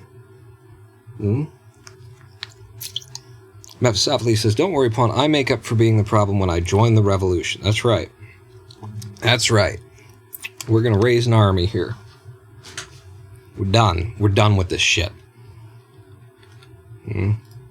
You capitalist hellscape nightmare fucking bullshit bourgeoisie make-believe democracies are fucking, we're done with them. We're done with them. We don't need it. We don't want it. We're done being the problem. It's time to be the solution. Lock and load, everybody. It's time to be the solution. But so we talked about Plaid, and about how that was the biggest bank heist that has ever occurred and that has never been caught and that nobody knows about, except for me, apparently. And I think I mentioned... Oh, derp. I think I mentioned also the Patreon support forums. Yeah, we talked about how Patreon support forums use an OAuth system to transfer credentials from one site to the other, training its users to expect to see, like, support systems on other domains and shit like that, which is just the opposite of anything good. Let's talk about Twitch now. Did you think you were getting you just because it's the mouth that feeds me? No. I'm gonna fucking... You're gonna have the indentation of my canines in your bone, Twitch. Okay, let's talk about Twitch. Yeah. It's like that and like that. There it is. Twitch, by the way, and, you know, I don't want you to stop doing, you know, I want you to stop supporting me. It actually, you can go ahead and stop supporting me on Twitch, if you will come and support me somewhere more directly, where the money goes directly into my pockets, without someone taking 50% of it. There's kind of no real good reason why I should be here telling you, make sure you subscribe to me on Twitch, when they have been taking $2.80 of every $5, you know, subscription that you give. Is there? So I'm not going to tell you to keep doing that. I am going to say I need support. So, and, you know, it's a fun... There are fun things that come along with subscription on the platform, and I'll hold it against you. There's nothing to be held against or anything like that. It's just the reality of it is Twitch is a bunch of motherfuckers. Number one. Okay? What's number one? Number one, when Twitch started, when Twitch was just starting to enter the marketplace, right? Live streaming was pretty damn new, and they needed to get, you know, the creators over here from YouTube needed to get people to come over and generate some revenue, prove the concept. And what did they offer us back when they weren't a monopoly, when they were just entering the marketplace and they had to provide the best situation as possible for both the end users as well as the creators who actually make the goddamn content around here, and without whom there would be nothing Twitch. What was the situation back in the Halcyon days? The situation back in the Halcyon days, as I remember it, is there was a 50-50 revenue split between Twitch and the streamer. Jesus Christ. Okay, 50-50 revenue split between Twitch and the streamer. And Twitch will tell you that that's still the case. They will tell you that's still the case, even though it has drastically changed. I remember the first months that I was on Twitch, for every $5 subscription that came in, I got $2.50. That's how that used to work. Today, what I get out of a $5 subscription is $2.20-something. It has gone down. It has gone down. And why has it gone down? Well, because Twitch decided once they have the monopoly, once they've got the position in the market, and they don't need to draw people here and make the creators think well of them anymore, because they've already gotten our you know, us to think well of them and to invest our livelihoods into them. Now we have to do business with them, right? We've got a bunch of, we've got our platforms are built here. We can't just decide to up and leave. Look at that shit. Look at what this level would be like in the full game if I got it. Now, the idea of splitting it 50-50 halvesies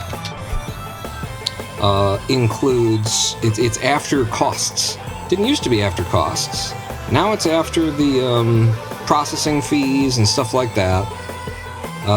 Used to just be 50-50 is how I remember it. That's what I remember seeing in my... Oh. I remember seeing in my metrics. Good. Very good. Ooh, a gold there to end it with. So I'll just wire $5 into your bank account every month. Right? That's what I'm saying, right?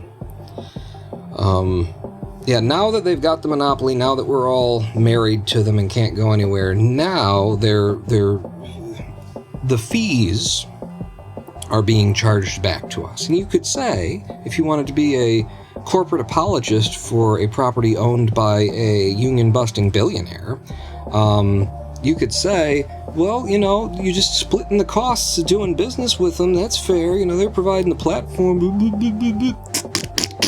You could jack off in my eye. I mean, you couldn't, because I'll punch you in the fucking nuts. I know you guys, like, the bulk of you, okay, will apparently just sit there and let somebody jerk off in your face, and you're not even, like, into it, right? It's just, you're comfortable.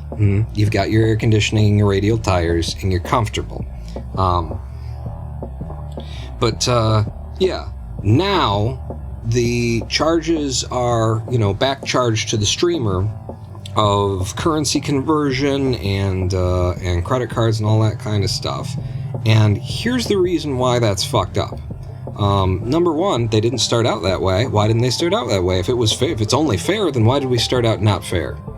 Number two, if I am going to have money taken out of what is owed to me, of what has been given to me for my content, if I'm going to have money removed from that for the processing, for the credit thing, for the currency conversion, then I should have a say in who we use for the credit charging, right? I should have a say in the currency conversion. And I must be able to, what's the word? I always lose this word. It's one that slips away in my mind. I've got it written down somewhere in my list here. I should be able to audit, that's the word, audit Twitch, right? They should have public, they should publish every year, every quarter actually, legally, every quarter they should be publishing for creator and streamer review how much money they spent on credit card processing, who their processors are, what the percentage is. All of this information is suddenly relevant when you say that you're going to backcharge your costs of doing this stuff to my end of shit. If I don't have any say-so in setting this up or deciding what the payment, procedures are, what businesses we're going to work with and what not, then you don't get to fucking backcharge the costs that you unilaterally decided on to me and call it fair anyway. Anybody can write any bullshit into a contract that they want and force people to fucking swallow the pill. But again, when this pill was first delivered to us, it wasn't in this shape, it wasn't in this color, and it didn't have this poison in it. Twitch streamers should unionize, and if Amazon tries to stop them, they should set Twitch headquarters on fire. I'm down. I haven't left the house since 2022, but I'm down. But yeah, that's the situation, okay, that we be facing. I can't live a normal life. I was raised in the streets. And again, it's just another circumstance, if you're sort of following the themes that I'm setting up across this live stream, another circumstance where an organization that didn't have a monopoly treated the customer and everyone involved very, very well and delivered the best possible product in the most desirable format when they didn't have the marketplace. And then once they got the marketplace, the rules changed, and now, the family sharing bullshit. Go through a fucking 45-minute process because their FAQ doesn't tell you how to fucking work anything. Only to the next day find out that these games aren't eligible for any of this shit. So you just paid money for stuff, and And then I'm just going to defeat it anyway. By being technologically savvy, I'm just going to turn all your shit off and defeat your systems that are trying to prevent me from being able to play the games that I own. Thanks, Steam.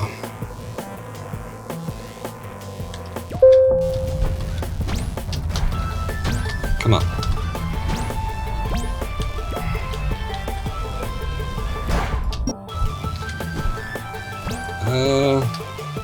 Only if this is some kind of monster. Run faster, jump higher. It was some kind of monster. That 810 was some kind of monster. Holy, I didn't think that one could PB. And then it turned out it could, and it did.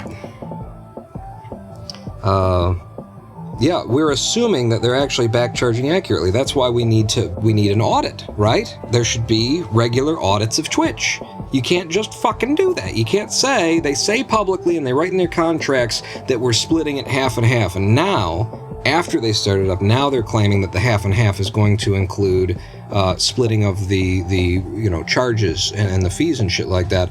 But when's the last time you saw a fucking audit? When's the last time you saw a report of what they actually spend on that? We don't know. We just have to take it for their fucking word, and that is not the way that this would work. Like, if you had the money to go to court with these motherfuckers, you could fucking own their asses. The whole let's unionize kind of thing doesn't even need to happen. You could just go to court and say this can't be like this. If you're going to say it's half and half and publish and advertise that it's half and half and 50-50 in the contract, and then just ask us to, we have to be able to audit. We have to be able to audit, and that means if you're going to have millions of people with the right to audit, then you have to just publish quarterly what you're spending and how you spent it. And each of us as individuals should see our money leaving and being spent on these services as well. We should have individual metrics, like we have for a million other things, but we don't see that part. Subscription price in the EU is $4, not $5. £4 is only $4.32. Yes, there is all of that as well that we don't get to see. We just end up seeing, forget about the EU. There are, poor countries in the world that nonetheless have a little bit of internet running through them, and you can get a Twitch account for the ostensibly $1 US if you're buying it through an account in I don't know where. I don't want to say anywhere because then it's like I'm naming it. I want to say Rwanda if you get an account through Rwanda, but that's because of the era that I grew up.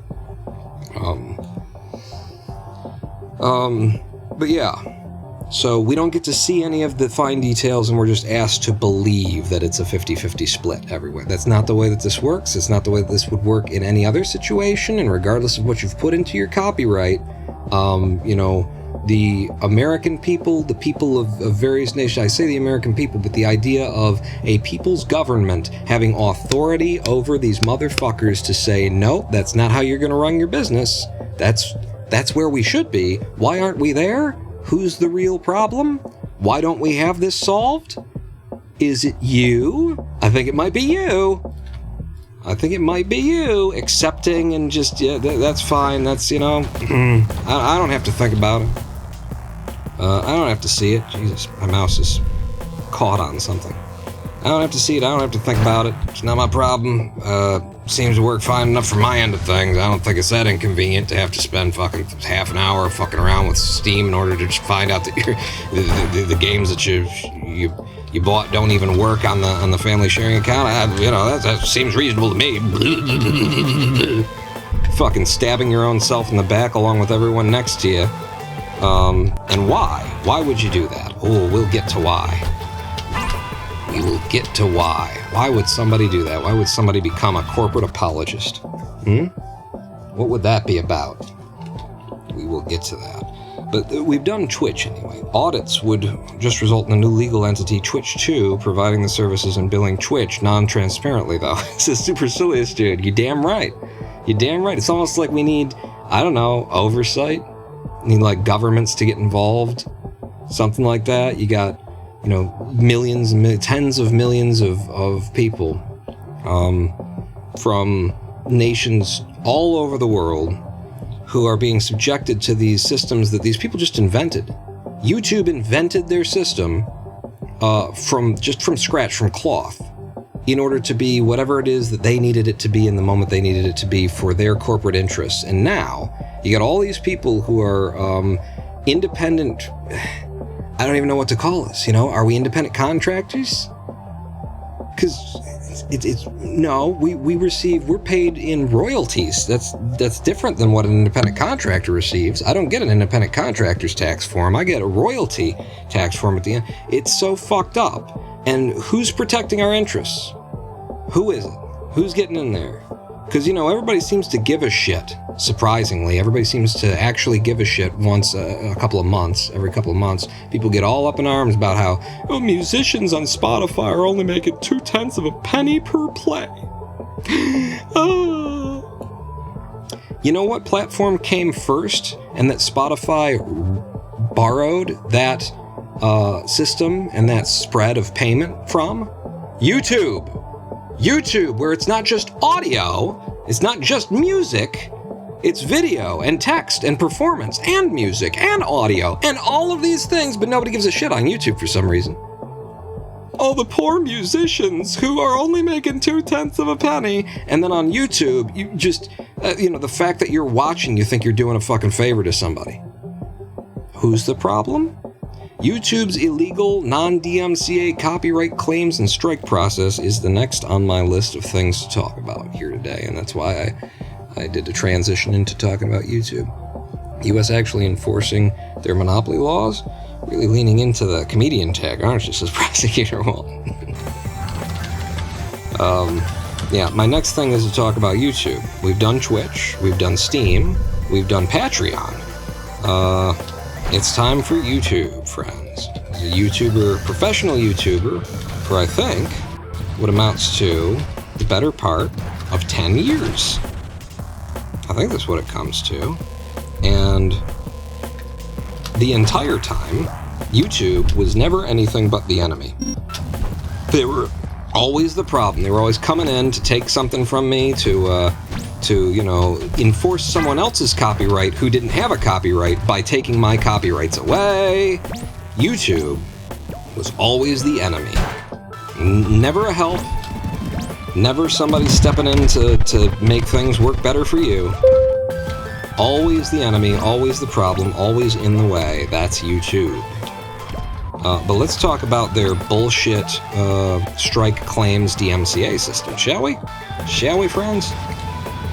Because they like to claim that their copyright claim and strike system is based on the DMCA. They love that language. They say that a lot. And it is the most bullshit claim that has ever been made. Let me talk to you about content management systems, CMS accounts, okay? If you are a copyright mill, which is what I call them, a giant bullshit corporate entity who does not create anything, who does not provide any useful product or service, but who goes around and fills your coffers with other people's copyrights, and then gets to claim a ridiculous and usually lion's share portion of those copyrights by going around and fucking with everybody online, everyone who's ever used that copyright, everyone who's ever legally and appropriately made use of a piece of media somewhere. YouTube offers you a content management system account, a CMS account, and as far as I know, at least it used to be, you have to buy these things, and they are not cheap. So, what is going on here is YouTube sells preferential treatment in copyright disputes for a profit.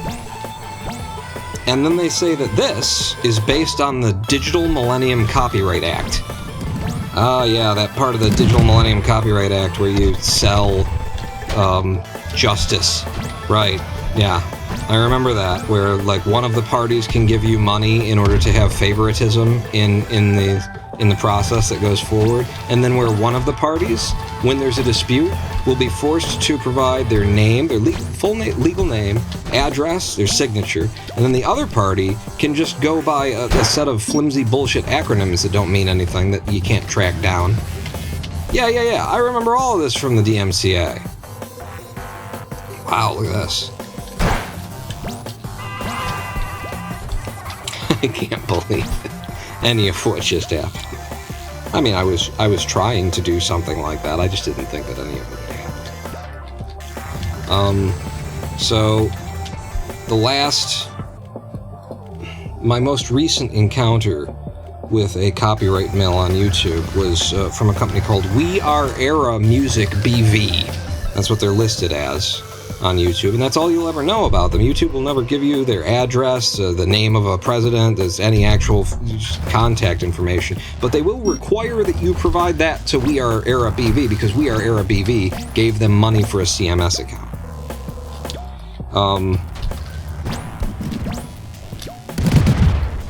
My last little interaction was over the right to use or not to use. That is the question. The song Calm the Fuck Down by Broke for Free. Can I use that song? Can I not use that song? Now, if you want to look it up on your own, you know, I'm going to be spoiling this for you, but if you wanted to look it up for you, what you would find is that Broke for Free released Calm the Fuck Down into Creative Commons Attribution in 2010 on the site called freemusicarchive.com, which is where I found it and why I've been using it all of these years. This one has potential. Ah, man. I didn't get it first try. Oh, there's still massive potential. What, are you kidding me? Run faster, jump higher. I had no idea we could take a 5-second cut or a 7-second cut on that. How did I do that? I guess it was mainly from that 8.8. What was that 8.8? I didn't notice. I knew it was fast as shit, but I didn't notice because I was in the middle of my socialist rant. Holy crap. Somebody clip that 8.8. So it's probably already gone. We Are Era BV Music, free to, what was it? Calm the Fuck Down by Broke for Free, was released Creative Commons Attribution License in 2010. It has not been a problem until 2024. I have been using it since probably 2015, if not 14. And now, this thing that keeps happening with all of the music that I've ever used in any of my videos,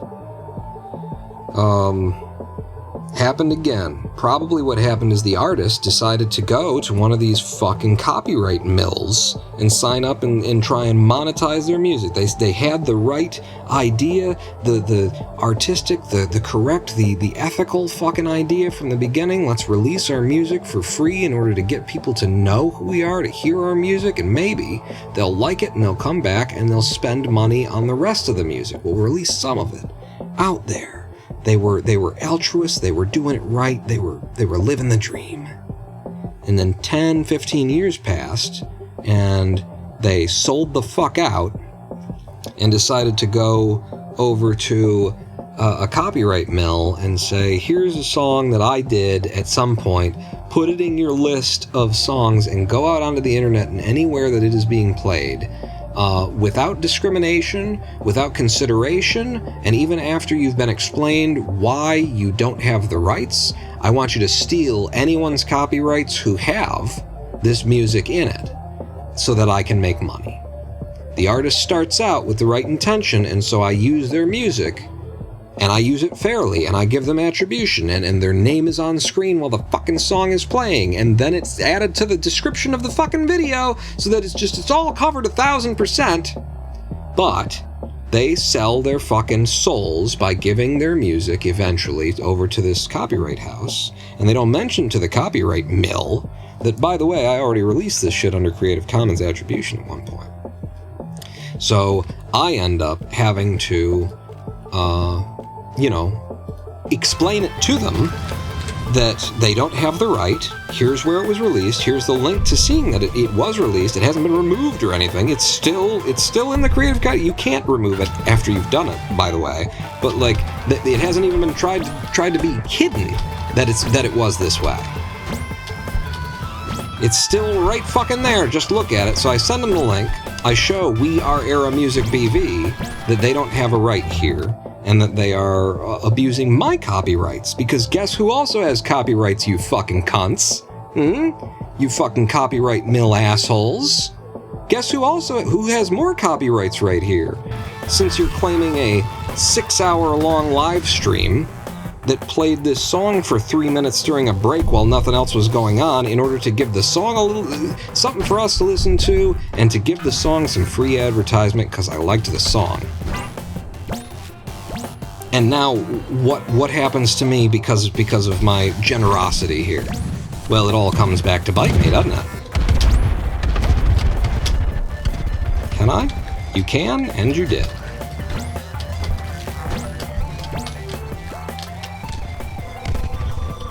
So I've got 6 hours worth of copyrights here, visual, audio, performance, all over the fucking place. But you know, they've got... That's not... Nope. But now you have to go for it.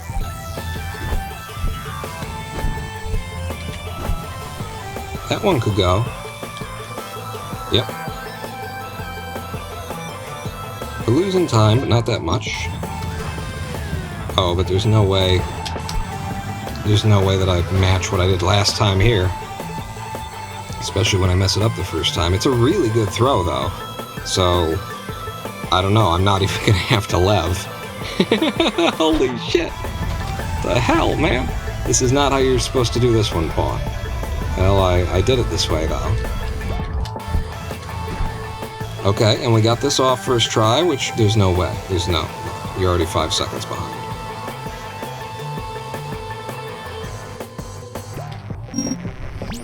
Really good run, though. Sub 130. Hell yeah. Yeah, so I've got 6 hours of copyrights that they're going to take, because there's 3 minutes of these copyrights that they don't even hold because the fucking song was released to Creative Commons Attribution. So I tell them that. They make a claim against me. This is how it works on YouTube. They make a claim against you, and then you respond. If you want to dispute it, you click the dispute button, and then you get a text field where you can put in your explanation of why you're disputing it and why you have the rights, and you can do all this sort of thing. And then the idea is, it goes off to the claimant who filed the claim in the first place, what you wrote, and then they review what you wrote, and if what you wrote makes sense, they're supposed to release it. What actually happens, and what YouTube completely knows about and enables, is that these companies, like, they've automated the system so that when they get a dispute, claim in their mailboxes, it just automatically clicks the "No, we'd like to keep your money" button. No one actually reviews it, and if they do review it, if they are reviewing it, holy shit, because just illegal as fuck then, right? I just showed you that the song has been released to the fucking public domain by a CC license, ostensibly. And you're still going to shit on my 6 hours worth of copyrights? Really? And so, this is the process that I went through with them. And that you go through every time. I dispute the claim, they reject the dispute, reinstate it, okay? And then, you can dispute it again for a second time, but this time, YouTube, with the creator anyway, on the creator's side, YouTube makes it very clear that if the claimant rejects your dispute a second time and YouTube agrees, then we're going to file a strike against your account, which is a DMCA action. And of course, 3 strikes against your account means your account gets fucking deleted. So let's just review this situation one more time. The CMS account holder, the copyright mill, has paid them money for preferential treatment in this process. And then, okay, when it comes time to where the dispute is getting real, the claimant has basically no penalty that can possibly befall them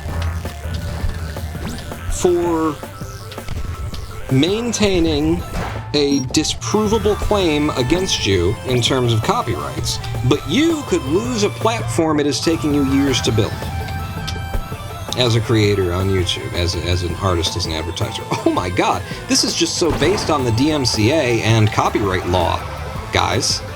Don't you think? Don't you think? Doesn't this just sound fair and legal and balanced? Oh, they're killing it. I don't know how I could have ever judged them poorly given these circumstances, huh?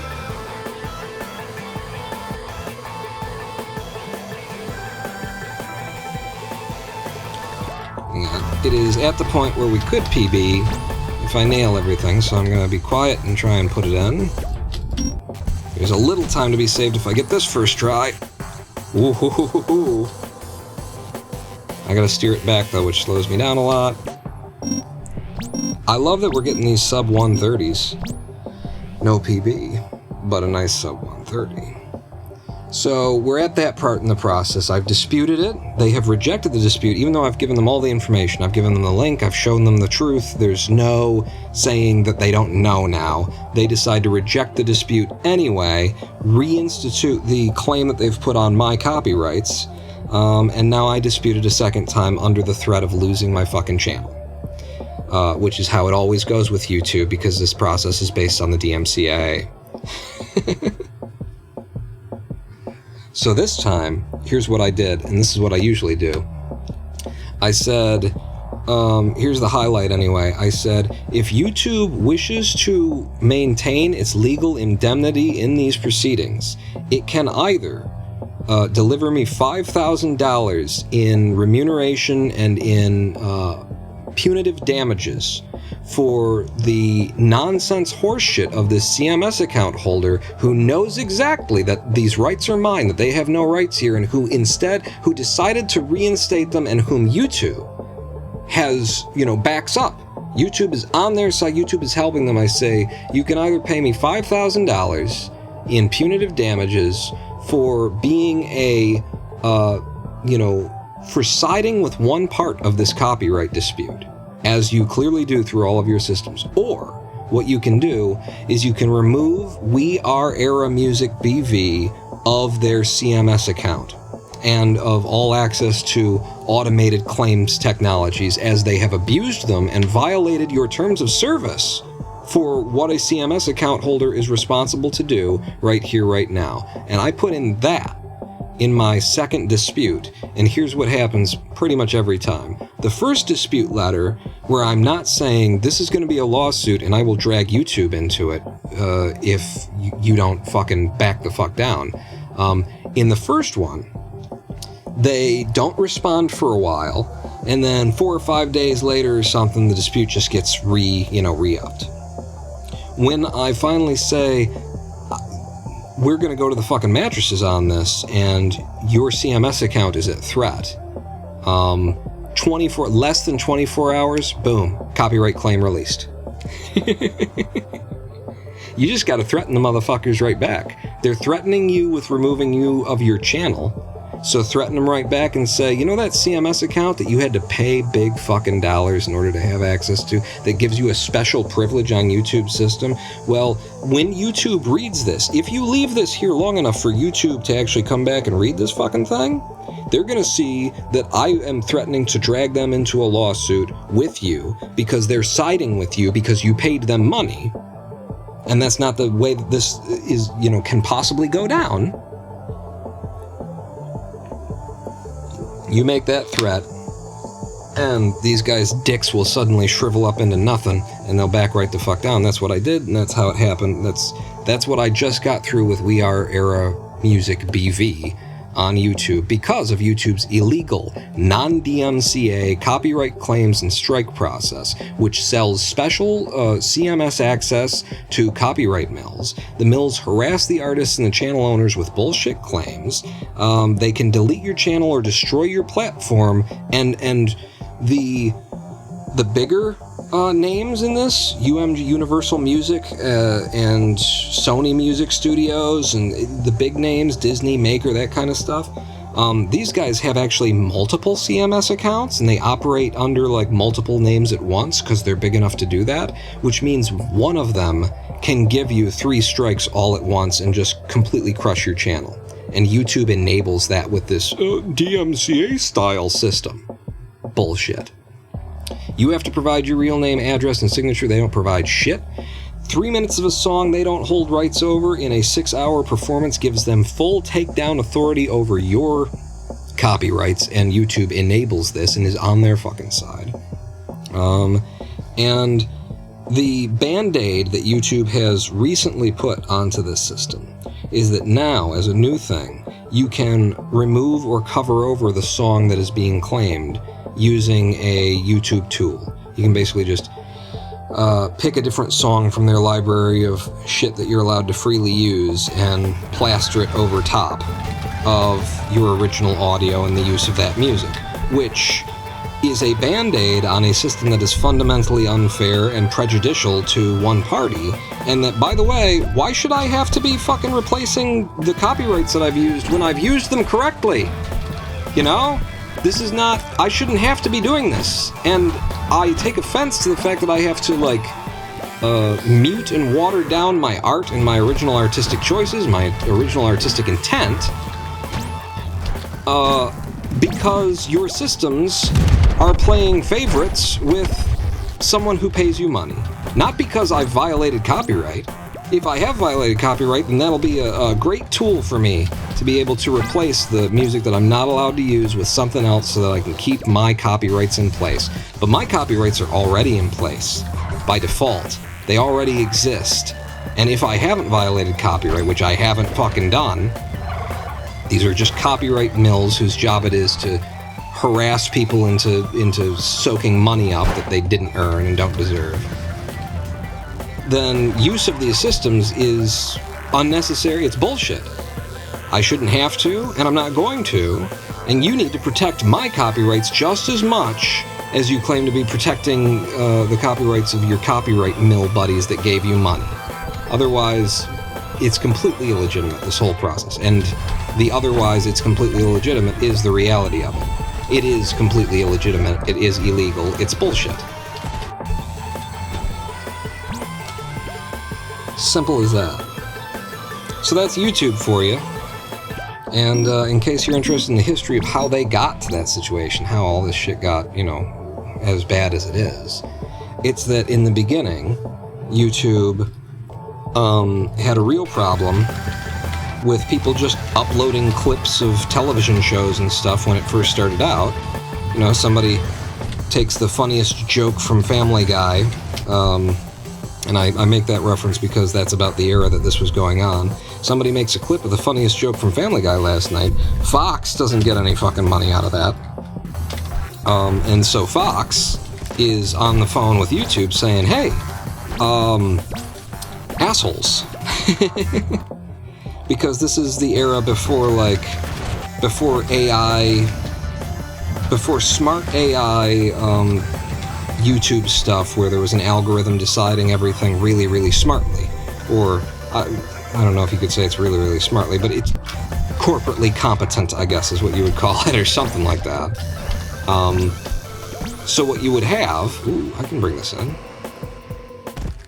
Fuck. What you would have is these, you know, Family Guy clips uploaded from some random account would actually make it onto the front page of YouTube.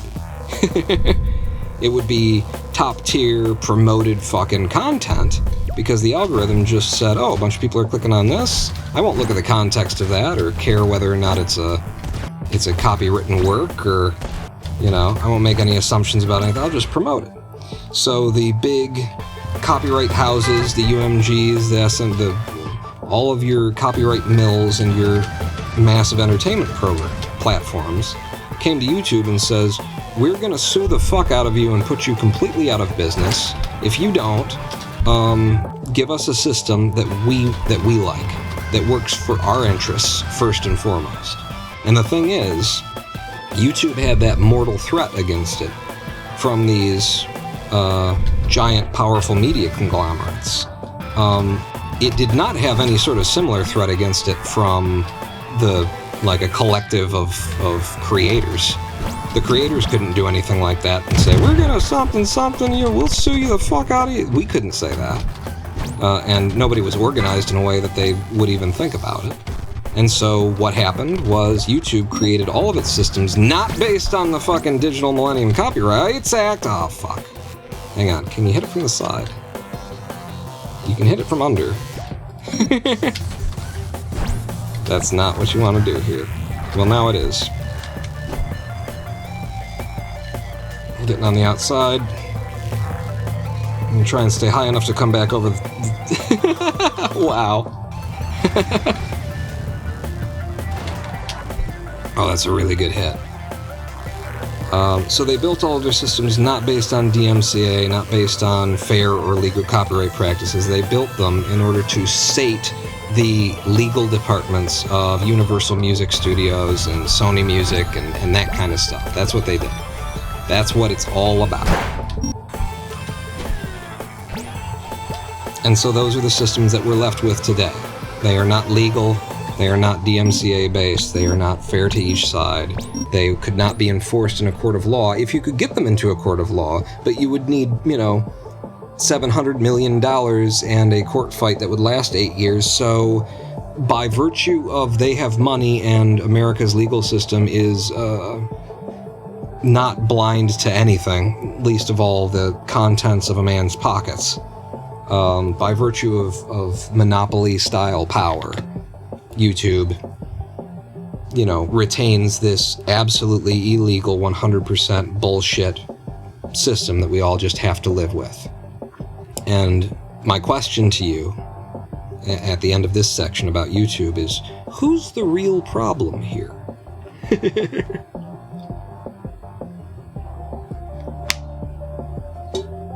Could any of these motherfuckers in this fucked up world get away with any of this shit if you just, had some fucking standards?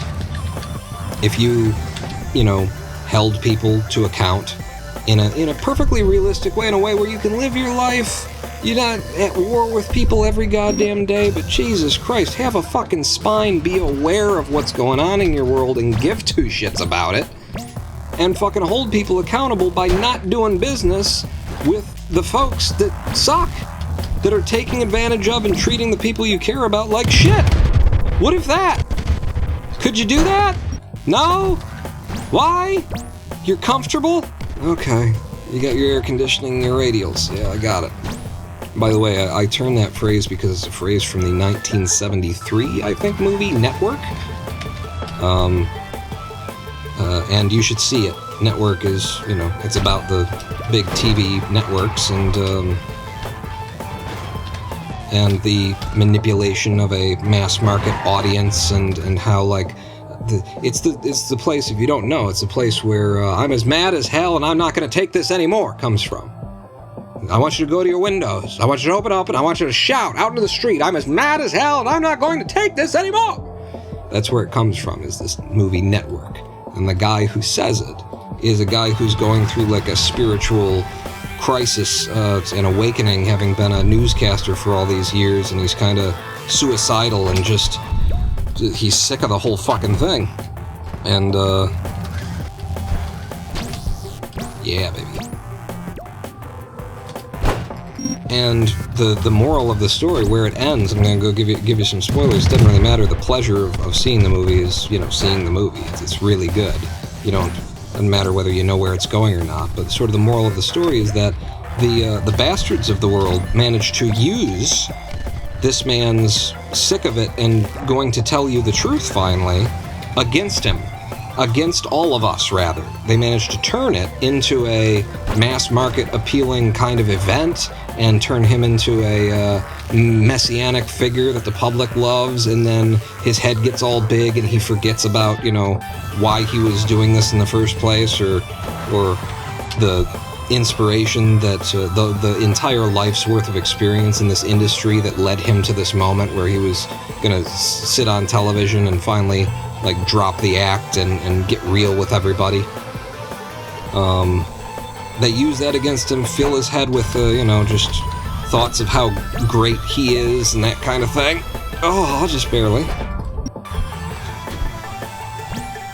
and turn this movement that could have started against itself, which is exactly how this shit happens in reality. It's exactly the same way that it happens in reality.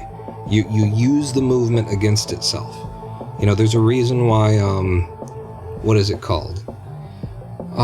The political platform, the political philosophy of not anarchism, but libertarianism. It's the reason why libertarianism in the modern world is now associated with conservative values. Libertarianism is an offshoot of anarchy and socialism. It's about liberty. It's an idea. I mean, you know, it's the idea of distrust for a governmental institution, but it's distrust for a governmental institution with a harsh left slant to it, is what it used to be. That's what it used to was, libertarianism. And then it started to catch some attention, and it started to get its feet on the ground in America recently, or just in the Western world. I would say about 15-20 years ago. And then, since then, now libertarianism is actually associated more with like bog standard fucking conservative values. It's just, fuck the government and let every man be his own fucking king and let the corporations rule the universe is what libertarianism in the West now means. And it's a term that came out of fucking anarchists, liberal, left, socialist, communist fucking anarchist. That's where it came from. But the moment it started to be a threat to the power structure, what did they do with it? They turned it on itself. They redefined the word. They created a astroturfed movement of conservative values calling itself by this name that doesn't mean that, which fractured the movement. This is how it works. Welcome to the socialism part of this of the stream. Now it's past just the complaining about the capitalists. Now we're getting into how does actually all of this shit work.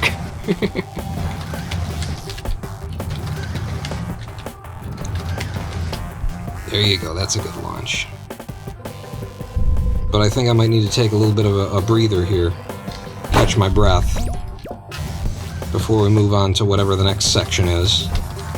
And I'm also, just slightly curious how good I could actually run this thing if I were paying some amount of attention to it. Oh, did you see that? You see that little hand? That's my thing. That's my problem. I'm calling it my neurological issue. And I don't know, maybe it's less than that. Maybe it's not exactly that, but it's a problem for the speed run anyway.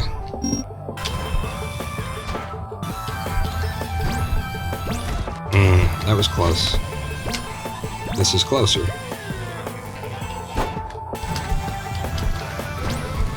Okay, that sucks. We'll go on the outside and under.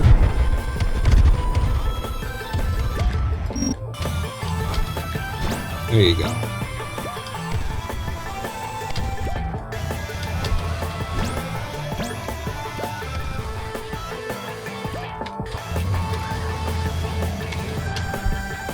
There you go. Taking a little bit of time to set that one up. Gives me a nice big jump that sends me all the way up here.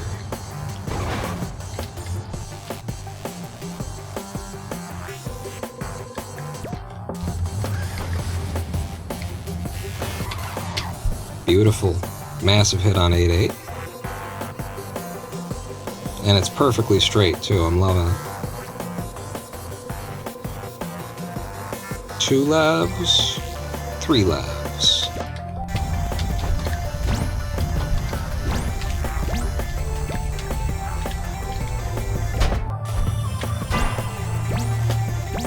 Nice first try hit. No new PB, but another sub 130. We started today. It took me a long time to get to sub 130, and now all of the ones that I'm running in are sub 130s. And we're not even doing the cool methods. The things that could really save me time, like this shit.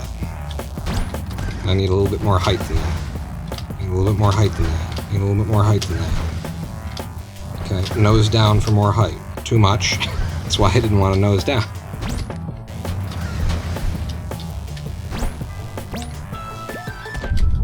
Yeah, stuff like that.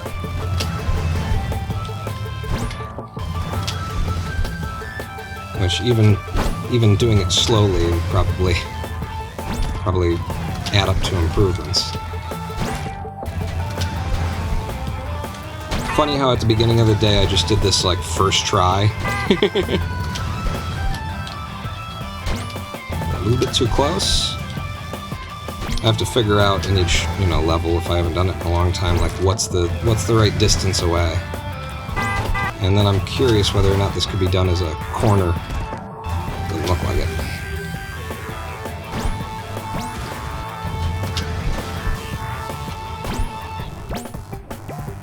So we could be starting like this.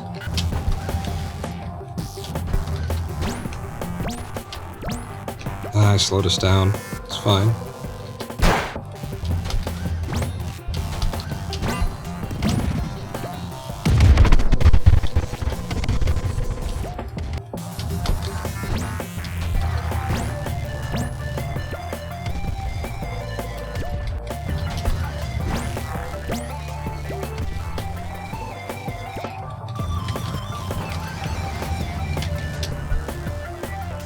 All the way to the front. I don't like that they're pushing each other around, but... Uh-oh. Okay, I made it work. I hit the reset. Okay, decent 8-8. It's not a great one.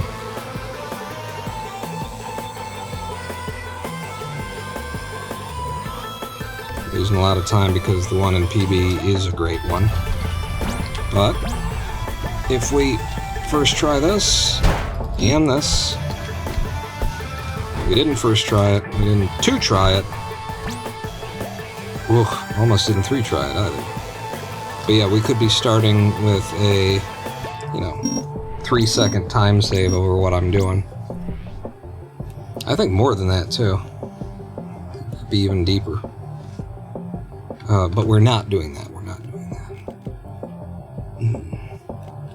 that. So to return to our socialist rants, the next thing that I've got in my talking points here starts out, Mars, M&Ms, and Snickers use children held at gunpoint in Ghana, Africa to Dutch process their chocolate.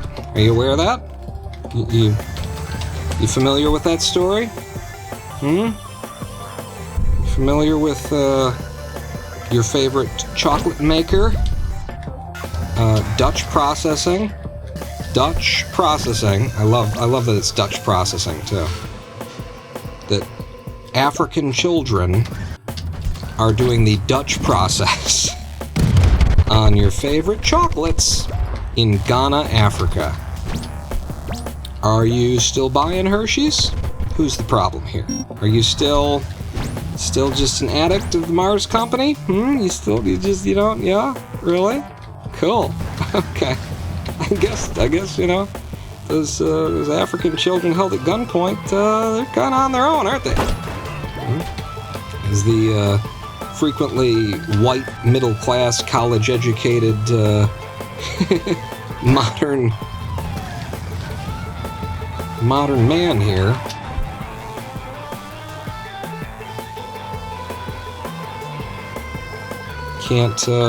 can't be bothered to give a shit. But yeah, so Mars, M&Ms, and Snickers use children held at gunpoint in Ghana to Dutch process their chocolate. Nike has sweatshops in India, Pakistan, and Indonesia. Apple and Hewlett-Packard do business with a company called Foxconn that had to install suicide nets to try and keep their employees from being able to kill themselves while on the job.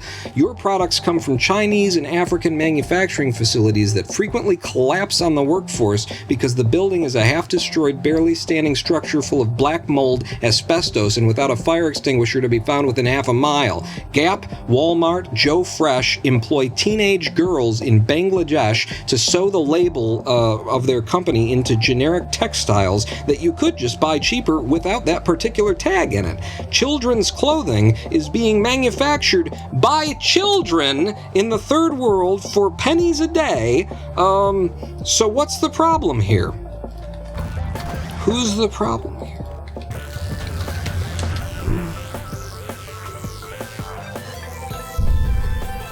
My main sort of sentiment is the idea that Donald Trump and his acolytes are not... If there's a threat to democracy in America, it isn't Donald Trump and his followers. It isn't Nazis and hate speechers and that sort of a thing. They're not the problem. They are not the problem. Because there's such a fucking minority of dipshits that have always been with us and they're always going to be with us. Hateful, small-minded, bigoted fucking people are always going to be there. Okay? They're not a problem. They're to be ignored for the most part. Damn it. Didn't know how to get under on that one. The problem is the liberals. The problem is the sheer number of people who claim to give a shit, who claim to say, yeah, we got to do something about this, that, and the other thing. Yeah, definitely got to. And then go out and vote for the fucking Democratic Party like that's solving anything. Whose solution, there it was again, whose solution is to do nothing. Because, and why are you doing nothing? I hinted at this earlier. We were going to come back to this. Why is it that you do nothing? Why is it that you won't even bother to try and avoid fucking shopping at Amazon? And by the way, I just placed an order on Amazon the other day. After an hour and a half, 2 hours of trying desperately to find another source. I put the effort in, and I could not find a source for what I was looking for. And what I was looking for was fucking masks to protect my household from COVID. And I need it to come from a, reliable source that isn't just going to be, isn't selling bogus masks, fake shit that just isn't going to work at all. And while Amazon is not necessarily like the part of this process that trustworthy or that I can go, okay, now they're definitely, I was able to use Amazon to actually determine, okay, this isn't how you're supposed to do this, but you did it this way, so cope. I was able to use Amazon to find a reputable reseller, whereas the general internet and Google and shit like that, no, there's no fucking chance of knowing anything. I had to sift through 9,000 fucking Amazon sellers who weren't reputable in order to find one that probably maybe could be. Damn it. I knew that was a problem. I tried to get out of the way. And here's a little note for you, side note, looking for N95 masks on Amazon. I, at some point, stopped searching for what I, wanted, which was N95, 50-pack, 20-pack. What's the regulation that's like there's a certain 5-letter thing? FOIA. I don't know, something like that. I pulled my search terms out. I was so frustrated and I went, just show me COVID masks. I searched just COVID masks. And you know what came up on Amazon under COVID masks? Search it now. Don't fucking take my word for it. Search COVID mask right now and see what results you get. I'll tell you what results I got. I got the baggy blue bullshit surgical masks that do nothing for COVID. That's what I got. I got the masks that are not effective again, that are barely, they're better than nothing if you have nothing. If you have anything else, it would be preferable. Now, just to be clear, on COVID masks, the quality level goes N95, KN95, and then, basically there is no quality at that point. You either do N95 or KN95 or better than those, or you're not really doing anything. I think the baggy blues reduce the chance of transmission by about 20%, so I'm exaggerating. But the baggy blue masks are just about worthless to you. if you're buying these things and you don't want to get COVID, then don't wear a fucking baggy blue surgical mask, my God. And this is information that is distributed by the fucking governments of the world, that it's the N95s in particular. KN95s can work too, but they're under less regulation. They're more frequently, what's it called? I can't remember, like, they're copycatted. They're bullshit masks made to look like the real thing, you know? And so they might not actually offer you any significant protection over a cloth mask that you just put on your face. And when I ask Amazon, with all of the fucking technology we have these days, to show me COVID masks, they don't even bother bringing up the KN95s, let alone the N95s.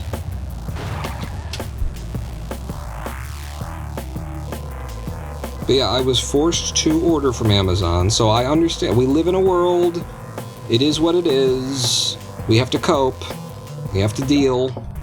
There are certain caveats and whatnot. Like, there's a point at which your time is not worth the effort, and I understand that.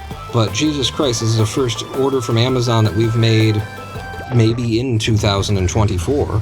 Because we're making the effort. I haven't bought a thing from fucking Walmart intentionally or by my will or at all in years and years and years and years, because I'm actually making a fucking effort to not do business with the worst offenders on the planet.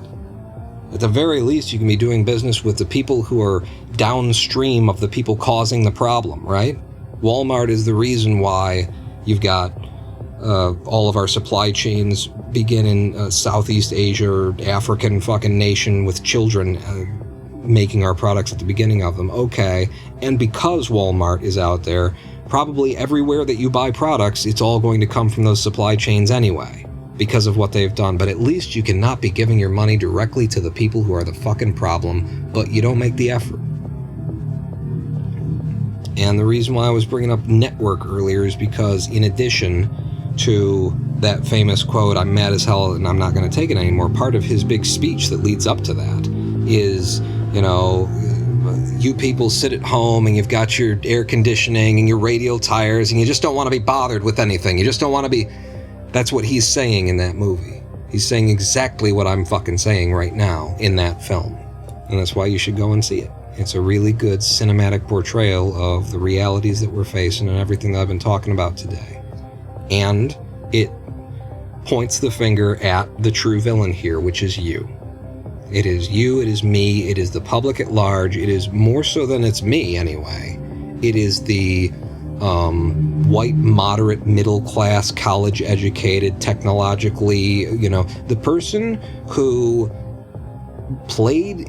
was born into a situation that made it easy to play the game, and then they played the game, and then the game rewarded them, and now they're coming into their own little 6-digit comfortable reality. I'm gonna be buying my house, I'm gonna be this and that, and I'm gonna have the 2-car garage, we're gonna have the... You're living your life as though you're the only one on the planet, and you can't be bothered to slow down and say, hey, are these guys assholes, and do I already know that? Was I told that? I didn't have to go out of my way in order to find out. It's just fucking on the surface in the first place. But then the news stories are all about it. All the information's out there. It's plastered on every wall. Am I intentionally ignoring that and just going on with my life as though I'm not causing the harms of this world? You're not asking yourself that question because you're fucking comfortable. The evils of this world almost all come back to a group of people, regardless of what color they happen to be, though in our, version of reality, in our universe, on this planet, it tends to be a bunch of white people.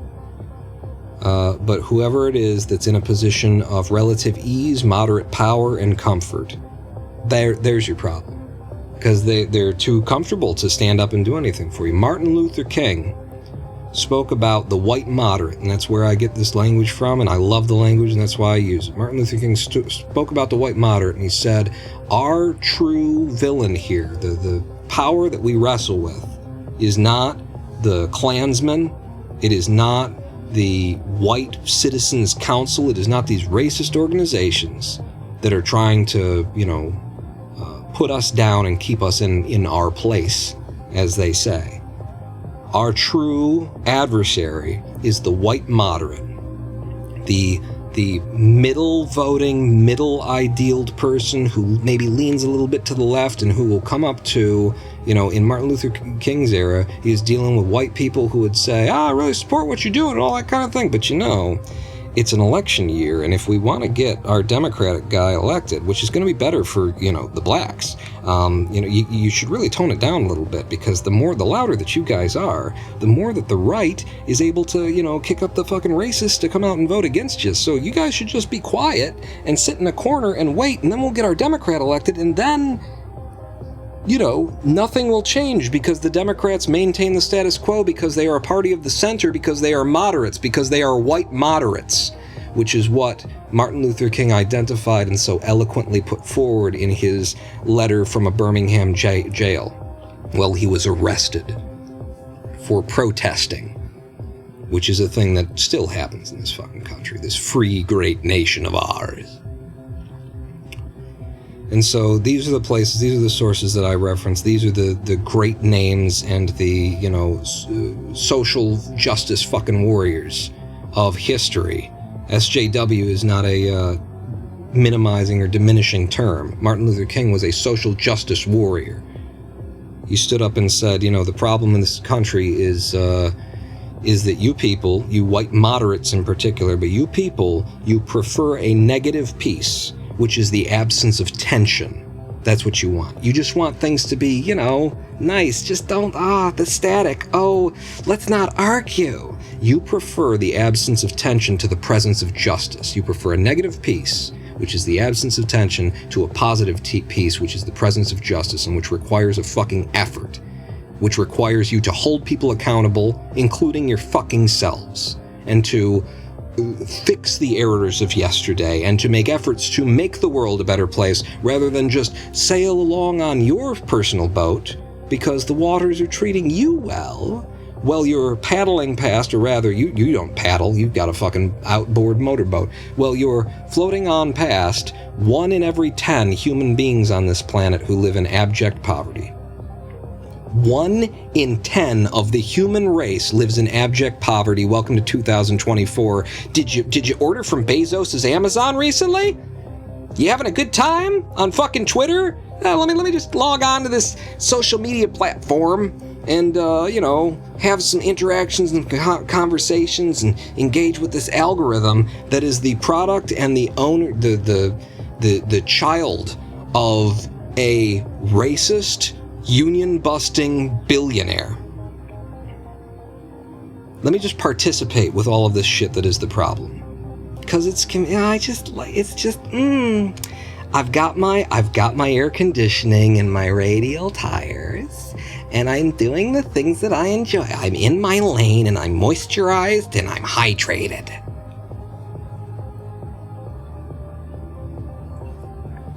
Get the fuck out of your lane.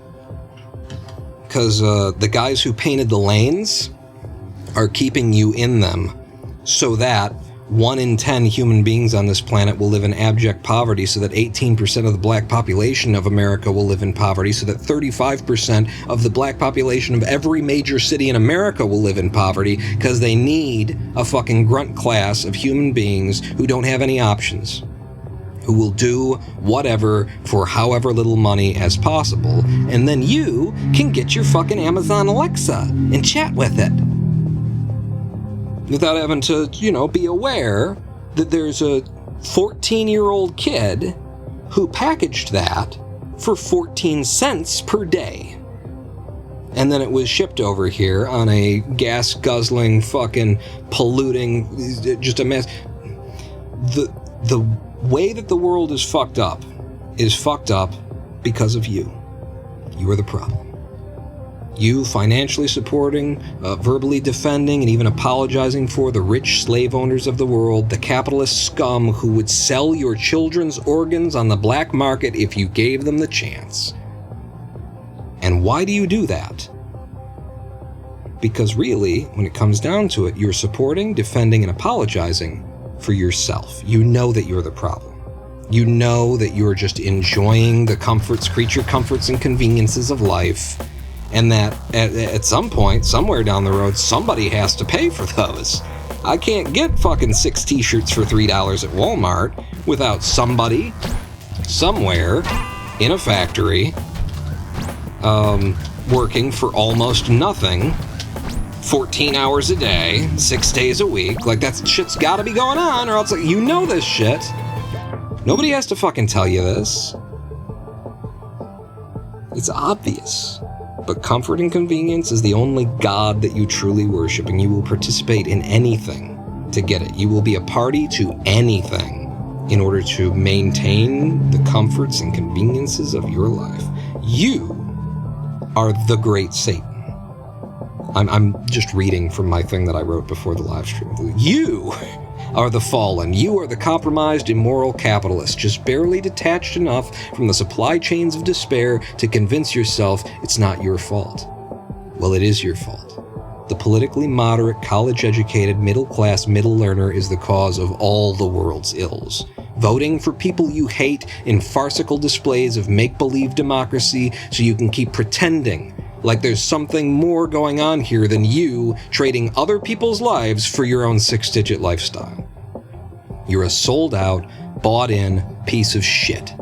Bezos, Zuckerberg, Musk, Gates, and all the rest would have no power in this world if you didn't give it to them.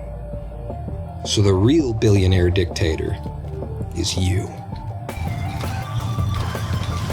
Thank you very much, ladies and gentlemen. Make sure and tip your wait staff. I will be doing shows 3 times this week. Come on out on Sundays when we'll be doing Minecraft. Yeah.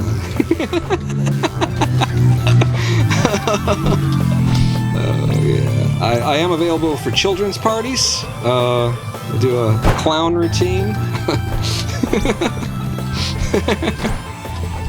You're familiar with balloon animals and close-up magic. Both my specialties there. My question is, actually, I should check right now. After that whole diatribe, like, where is it that I see how many viewers I have? Who the fuck stayed in to be told that they were, 14 of you suckers, to be told that they are the great Satan. Welcome to Big Dick Club, everybody. I feel that that level of like criticism of the general public is only deserved, and it's only like what is appropriate as a pushback to the constant sort of it's okay vibe that everybody wants to put out there, that everybody puts out there in industry and everything. You know, who do you work for and what do you do and why do you do it? Who is it that your labor is actually benefiting? That kind of thing. And do you think about that? Anybody ask each other about that? You ever hold somebody accountable for, holy shit, you work for those people? What do you do for them? Oh my God. You know? You ever, I mean, other than when you're on the phone with like a Comcast support agent, do you ever do that? I usually do it with the Xfinity support agent. And I don't know that that's exactly what it's just like everything about our society is it's there to reinforce an idea that this is just the way that things are. This is just how things are. This is how they're supposed to be. Don't worry. You're in your lane. You're hydrated. All that kind of shit. You are doing what you're supposed to be doing just by being you. Just by being you. And by being you, what we mean is buying our lovely products. That's what being you is, right? It's, you know, online. Did you say Amazon Prime? We're having a sale. Don't listen to the fucking media about the whole union bust and people having to piss in bottles to deliver your shit. Just sign up to Amazon, Amazon Prime in particular, and order as much as you want. We'll get it to you there in 2 days, and somehow you'll be able to, like, dissociate in your mind the stories about people shitting in their own pants and pissing into bottles in order to keep on quota from your ability to order something from Amazon and get it 2 days later. Right? It couldn't have anything to do with anything, you know? It's not... What do you mean? What do you mean, me? I'm not involved in the world.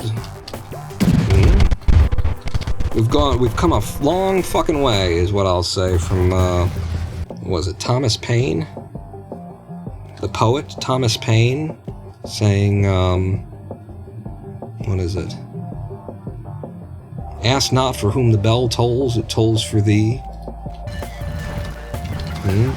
That if any of my brethren are lost, it is as though a clod has been washed into the sea. A piece of the mainland has been lost to us forever. Come a long fucking way from human beings with sentiments of we are all one and we must all stand together and care for one another and make sure that nobody's fucking over any one of us. To, I really want these rechargeable batteries, from Amazon, and I don't want to wait, a couple of days. If it means that somebody has to piss in the fucking delivery van on the way over, then, I guess they should have gone to college, like I did. I'm a college-educated middle learner, fucking white fucking moderate middle-class perspectives on reality. My life has been convenient. I'm sure it's convenient for everyone else as well.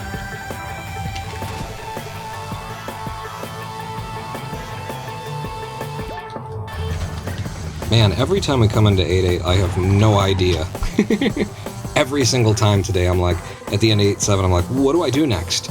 And it's because it's different. It's different than everything else that we're doing everywhere else, so my mind is just going like, what do I do next? And it's telling itself, it's something unique. That's all I can remember, is that it's something unique. Oh! Yeah! No. Yep. I am very happy with the progress that we've made on this segment here. I think I've earned a live stream break, especially since I've come to the end of my socialist "You Are the Problem" rant. Earn myself a live stream break. We will take the live stream break. This is my plan. We take the live stream break, and then we come back, and I try to run this segment as fast as I can. Forget the practice for the main run, which is what we've been doing so far, and we came in with a 1 minute 27 second time. I will do the 1-1 opening, unless I can't get it a bunch, and I will try to do the 1-1 opening, or the 8-1 opening, and I will go for the 8-7, and if there's anything else in this run that I can do in a fast way, I probably won't. We'll come back and we'll fuck around with the 8.8 PTB just to see if it's doable. I think I've seen enough of you guys do it that I've got some idea of how you line it up now. But let's have a live stream break. We'll come back and we'll get into the run without me making you feel like shit about your life. Maybe. I don't know. I really do enjoy making you feel like shit about your life, but 7 minutes, don't go anywhere. Pawn, not out.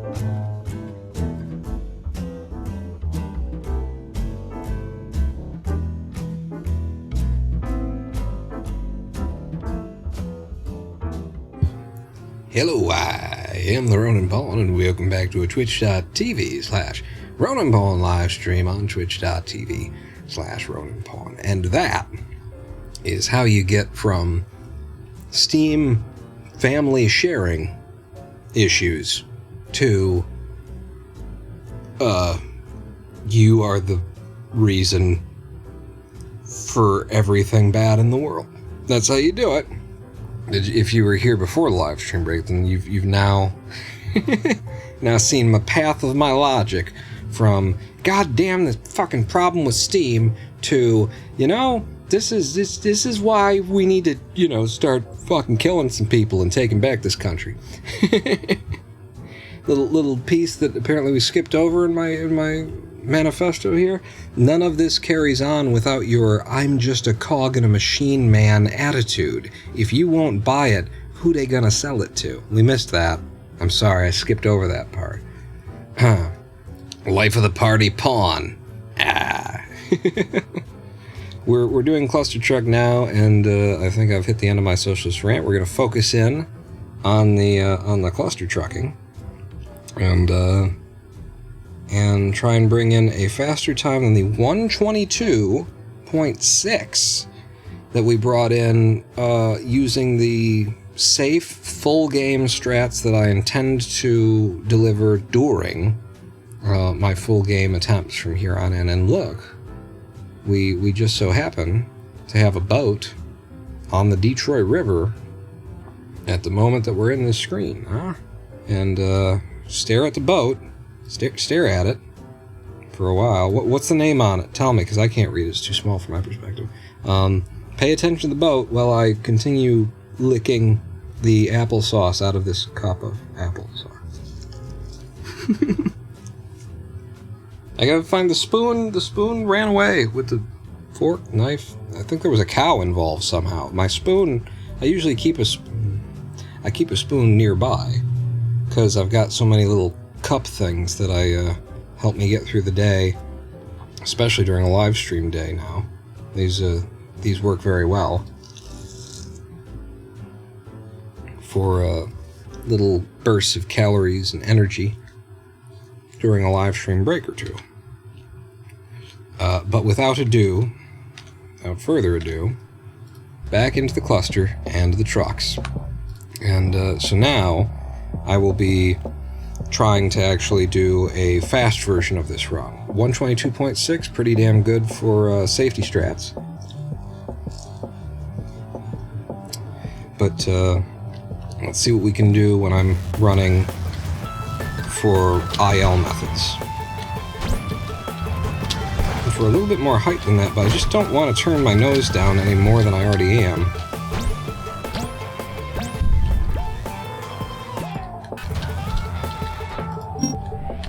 Click the button.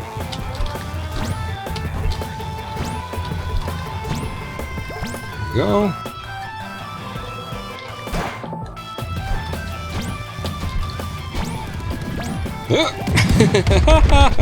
We're fine. It's fine. Everything's fine.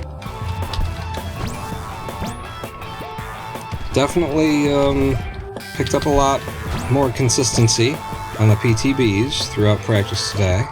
Which I'm happy for. That's not going. And it's not the method that I meant to do. We'll do it better next time. For now, I'm just going to try and PB. We're 1.2 seconds ahead. Oh shit. There goes the 1.2 seconds. This wasn't a monster, so I think we're losing time here. I'm pretty sure the one in PB was a monster. Yeah.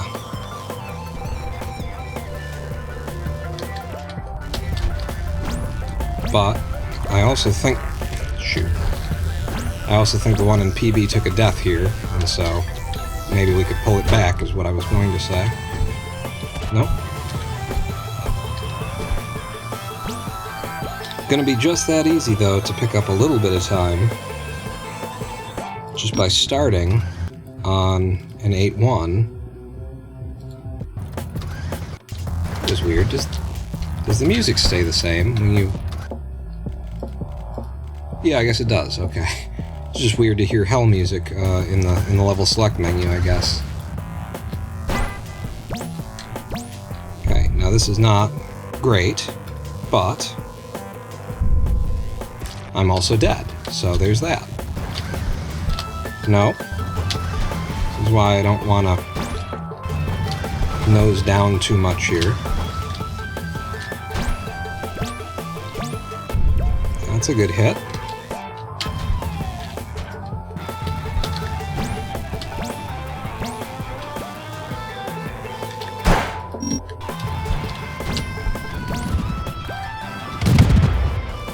I don't think I got enough lev for this.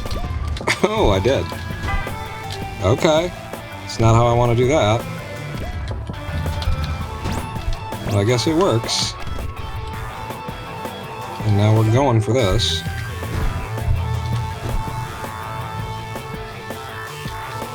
Ah. You can get through the slot there. No.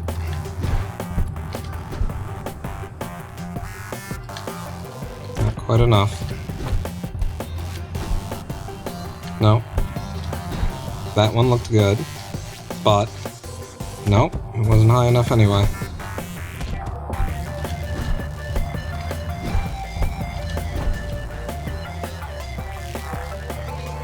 One was. And you see how subtle that is. You really got to be in practice to be able to tell the difference of what's going to come in and what's not.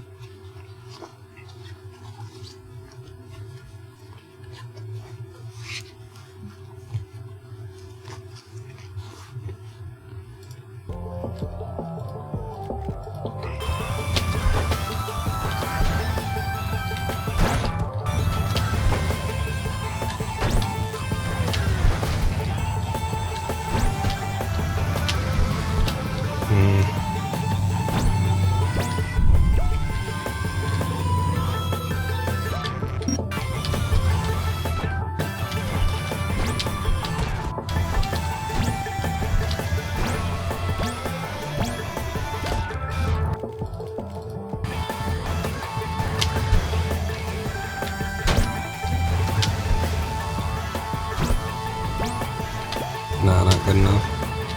You just really want like a fluid movement through here, and that's hard to get. Fluid off the truck.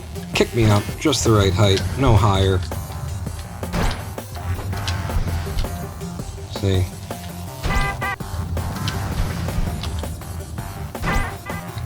I think further away is better for me. It seems like I'm tending to be early. Or I mean, too close to the wall. Start with an instant. Well, that's not an instant.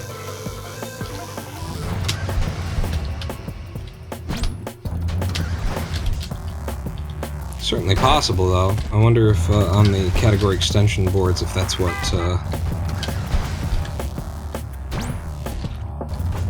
if that's what's there, because it should be.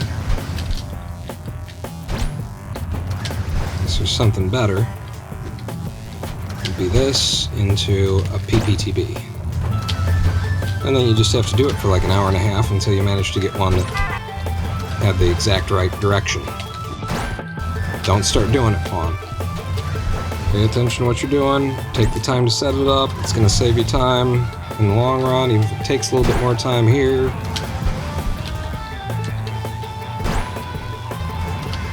And try and figure out what it is that you're not doing that you need to be doing. Because, boy, you just did it first try, no problem. And then immediately just can't get shit.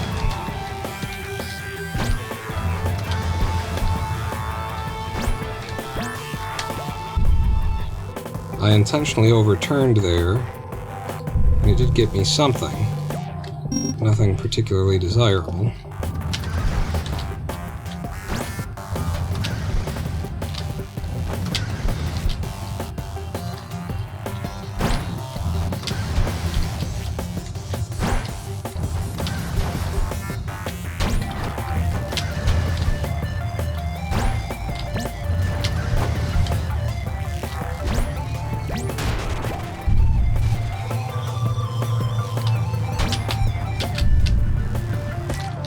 curious.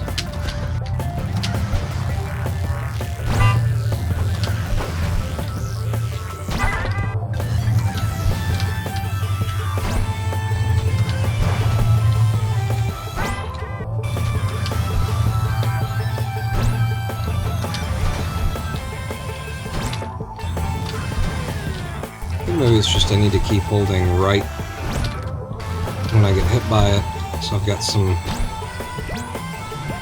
momentum in the direction of the throw. And it's not great, but it's probably faster than the pause bounce. I'll run on it without looking. And just kind of hope. There it is! There it is! A fucking handshake! Twice in a row, you saw it. You have to believe me, because you saw it.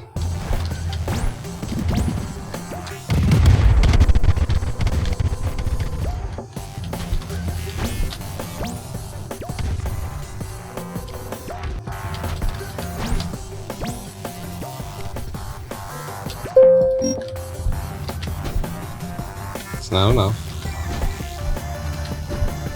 That gave me a little height. It's not enough.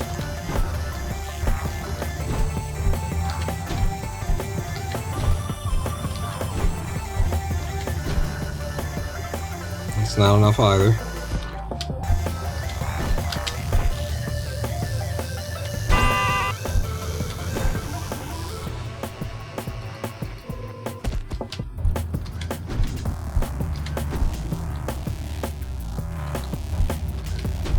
Don't understand what it is that I'm not doing that would make it consistent.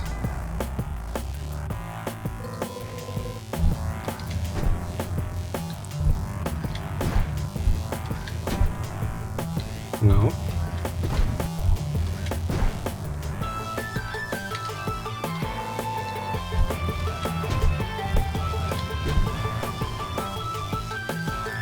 This is interesting. I'm actually letting myself... I'm going to the top of the jump arc and then letting myself just start to descend just a little bit, and then I'm throwing it, and that seems to be increasing the consistency, which is odd. I would think rationally that you want to use it while you still have upward velocity, but that's what I'm going to do next time. It also allows me a little bit more time to get the aim right. Thought about speedrunning this game, says Mephistopheles, until playing through it for the first time gave me a massive blister on my thumb. It's just the cost of greatness. No. I think usually it's cramping your pinky from holding the shift key to run forward. Which is why there is no shift on my my input displays anymore. It's been replaced with reset because I've just got shift. Well, I'm using the mod to do it now, but it was before that shift was W. From the way you hit the spacebar, kind of slapping it with the bone edge of the thumb. I know what that's about. Yep.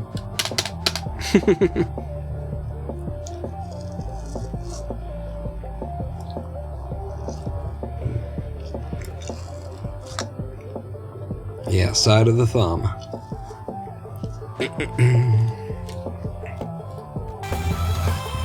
Okay, let's get another one going.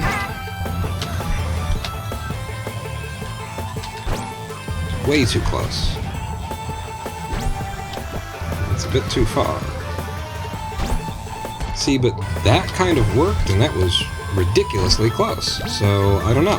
Maybe close is the way. I just haven't landed on it yet. That was not close, that was at a reasonable distance, but look at the directionality I took out of it.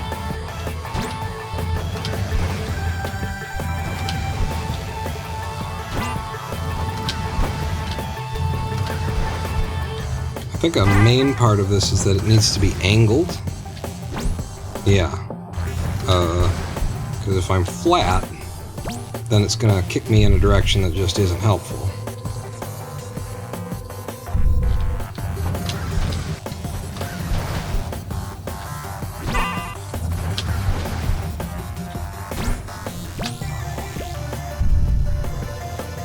There's the angle.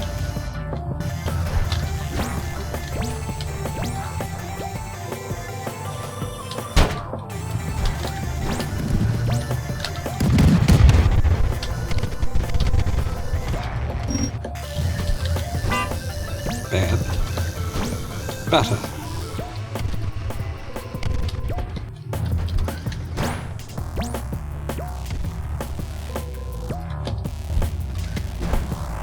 Nope.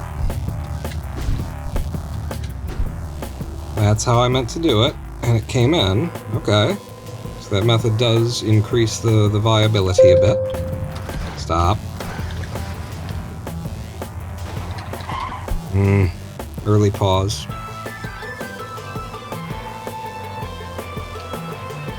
Yeah, I actually need to hold the strafe.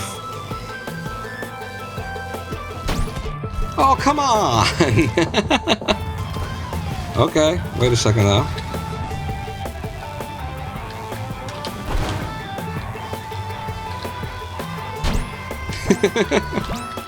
I don't know what it is, but this was another thing I said we could maybe play with.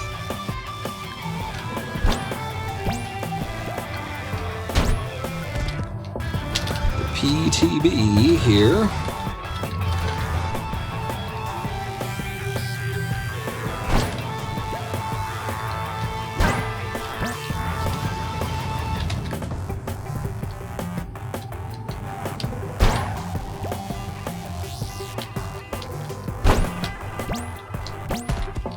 I hit it for once. I wonder what the magic is.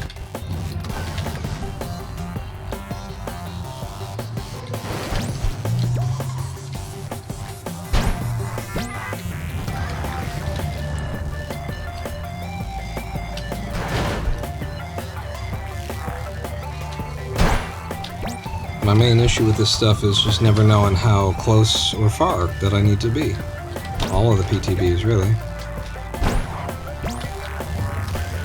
I'm feeling like that is the magic, and then I'm watching other people who just come up here and they just work, and, and it looks good to me, and then they throw it, and it works out. It's like, how do you judge that? And I'm thinking maybe it's like, you gotta figure out for your FOV, whatever you're using, how much of the screen needs to be occupied by,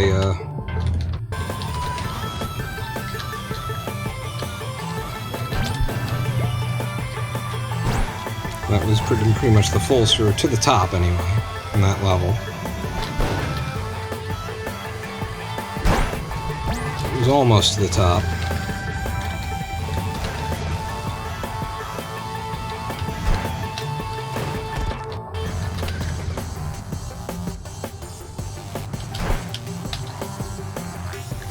That was completely to the top again.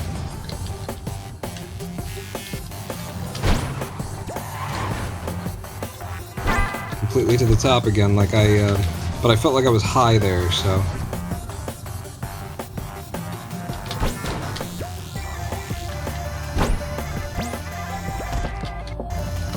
It wasn't a horrible hit. It wasn't a good hit, but it wasn't a horrible one. Yeah. I just have to stop myself from doing the thing that I think should work and do something else.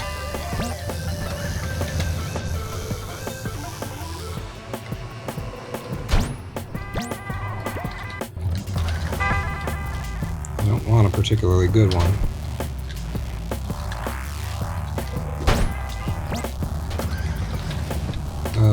So also it's popping out to the left of me, so I would probably do better to be moving, to be right strafing in while I throw.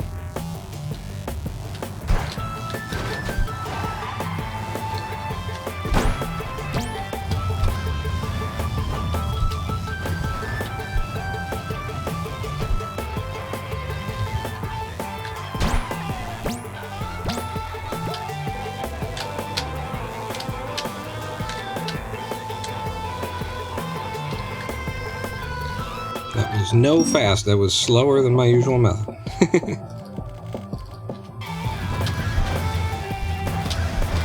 But I'm definitely not going to spend a whole bunch of time trying to learn it.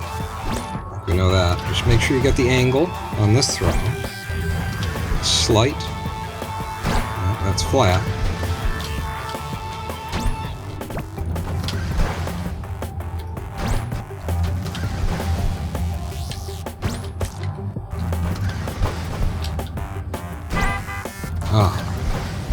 good movement.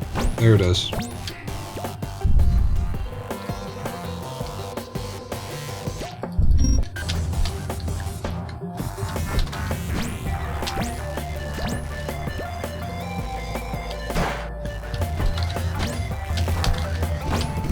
Uh-oh, going under.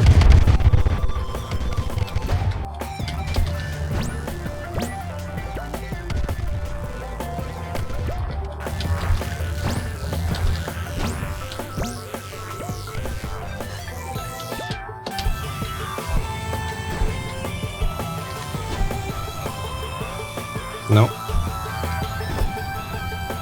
No.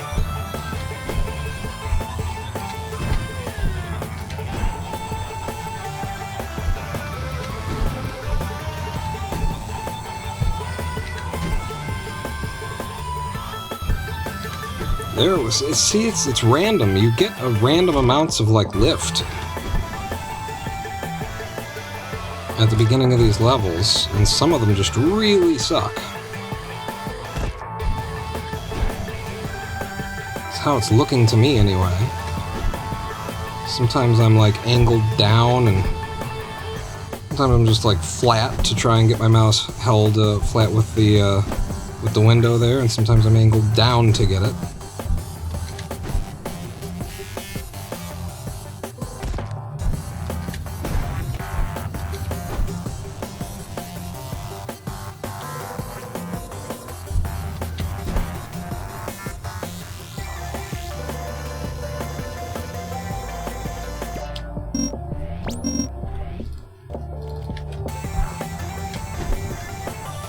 Not enough. That's enough. I'm playing with, like, different places on the wall to throw, so that was good. I just didn't steer it out of where it needed to be steered. That was good. This one's not good. Super fast, but not the height. No. Yeah. No. Yes.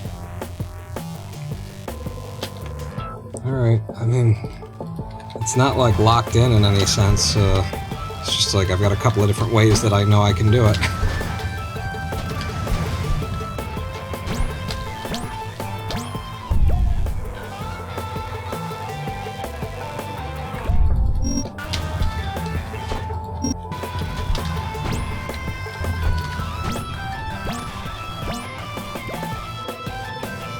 That was a weird one. To go, like, under but over. It's very weird.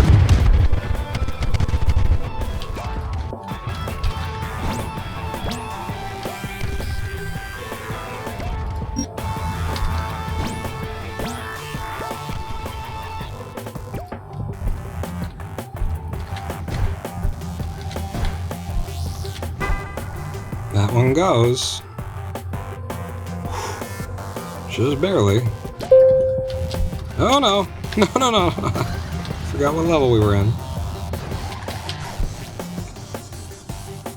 Not great.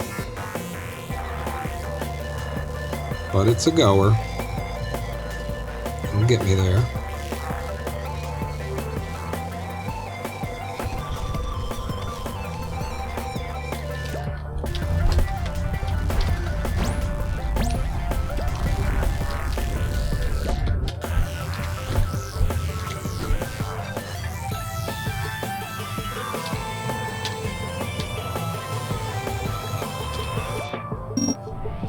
Okay, good. Things are starting to work.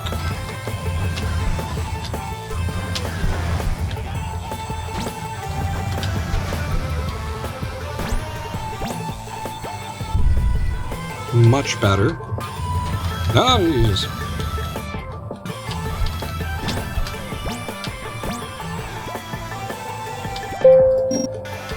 Really? Even with a little stutter at the beginning? Like, yep, even with a little stutter at the beginning. Hi. There's a window fucking can't install updates message at the bottom right. right where the next level button is right now. So, thanks, fucking Microsoft.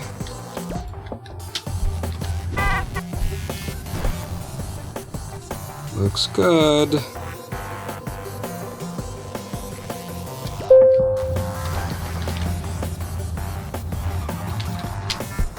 Oh yes, we got a good one of these too. I'm gonna steer it a little bit early so I don't have to fight it so much.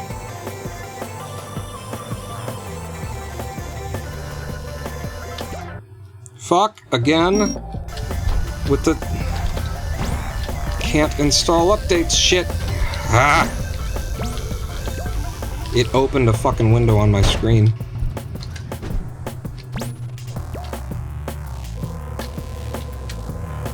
So now there's a fucking Windows Update message. Run faster, jump higher.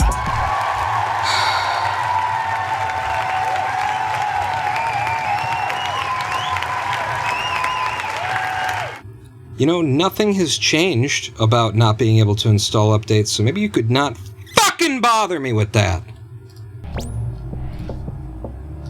In the middle of my fucking speed run.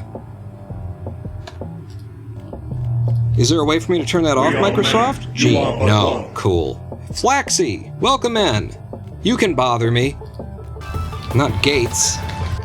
Jesus Christ. Flaxy, how you doing? Huh? Thank you for the follow. Right when I'm yelling.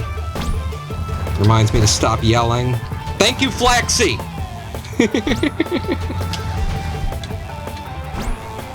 Scaring the children and the cats.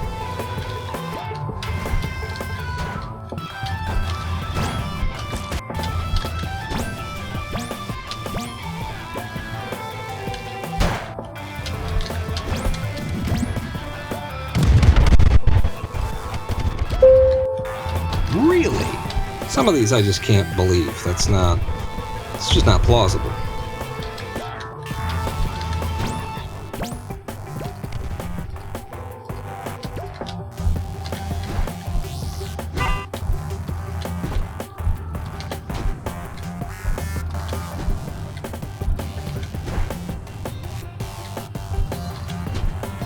That one goes. That one doesn't go.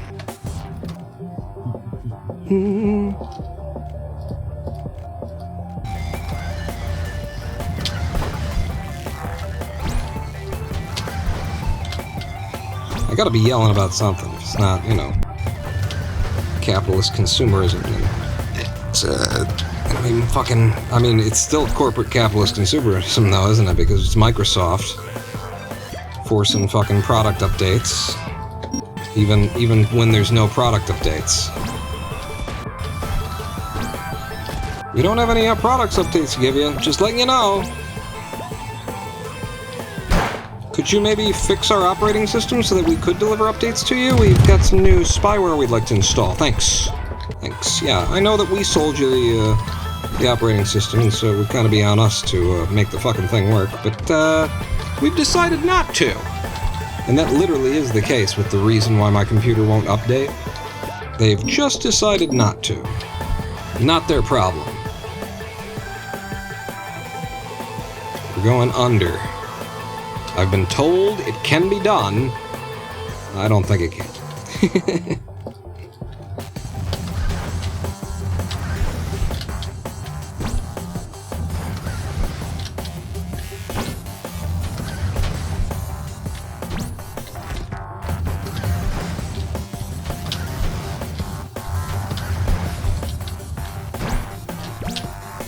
You know, what was that Microsoft, like, issue that I was looking at where it was just... They decided just to not fix it. They just decided, you know, we don't want to. And instead they wrote, like, a document for how you could fix it if you wanted to. They put a document online. Somebody wrote instructions for, like, what you need to do in a PowerShell or command line kind of a thing, or maybe some registry entry. I think it was PowerShell mainly. What you would need to do in order to fix a problem that was in Windows. Because they weren't going to. They decided they decide just not to. Just obviously they could automate the PowerShell thing, right? And it was a problem in Windows. It's their product. It's not. But you know what? Let's just not. And then anybody who actually notices that our product is broken, we'll just tell them what we would have done if we were, I don't know, a $1 billion corporation that, if anyone can afford to fix the fucking problems that they make, it would be them.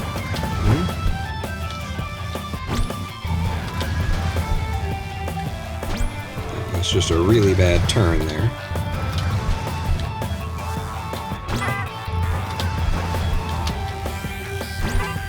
Okay, yeah, that's the move. There you go.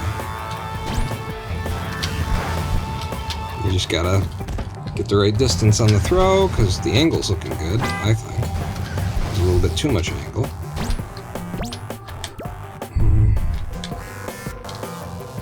It's something. I can run on it.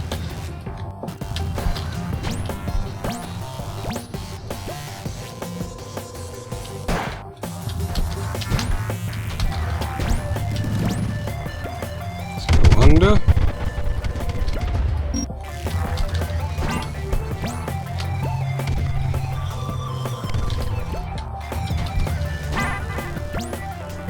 Very slow. Go under.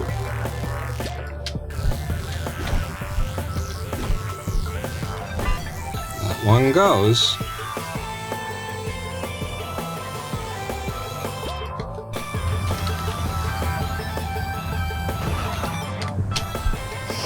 That's all height and no distance. I probably should have just reset on it.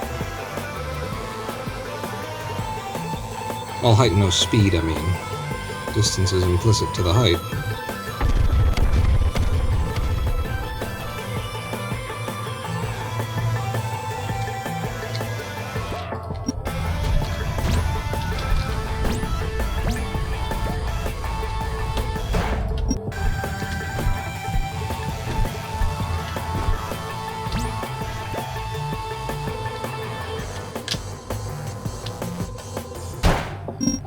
Nice sub 130, but we're still looking for something that carries through the time save of these couple extra monster methods that should really have brought in some time save over when we weren't doing them. More than just a second, which is what I managed to bring through. We were 7 seconds ahead on that run.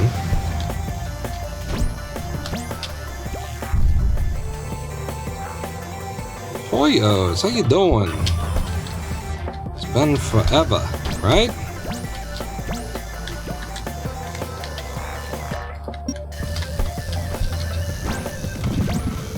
On the outside, fall it in. Ooh, I thought I'd gotten too low.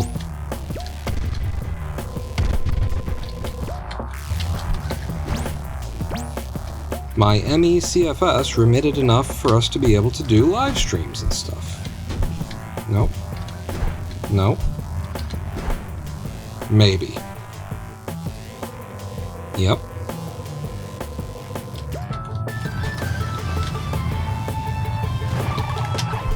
God, that sucks. I mean, it's fine.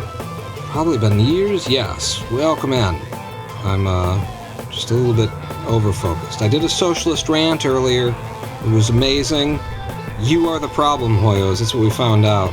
It was, at the end, there was a big reveal that the reason why the world sucks is Hoyos streaming. Not Jeff Bezos, not Bill Gates. It's not Elon Musk. It's all the people who, you know, accept the swill, who participate in the systems of oppression because they ultimately benefit by them. And then, you know, get a little bit of,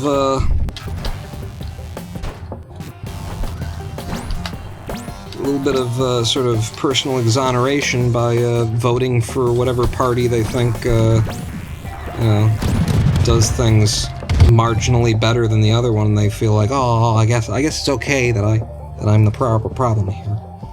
we'll go listen to that if it goes onto YouTube. It will definitely go onto YouTube, and I've got a streaming schedule now, Hoyos, and I've got a video publishing schedule I just came up with. Because I've only been back to live streaming since June. And when we started, I didn't really have enough air.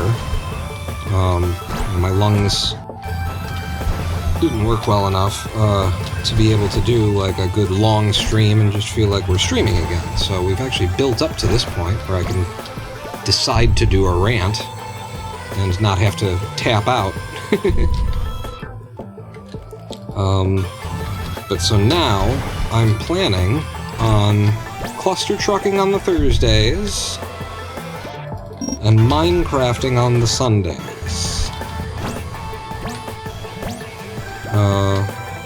Around between like noon and 2 p.m. Eastern, my time, Detroit time. And so that's the stream schedule. The VOD release schedule is going to be 6 days after.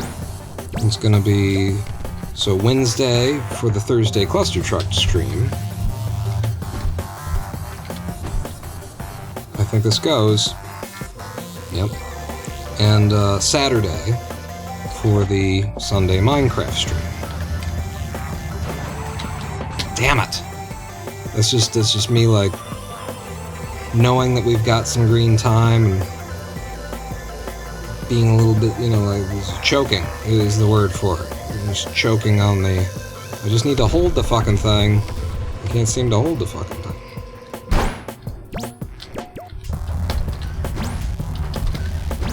Holy.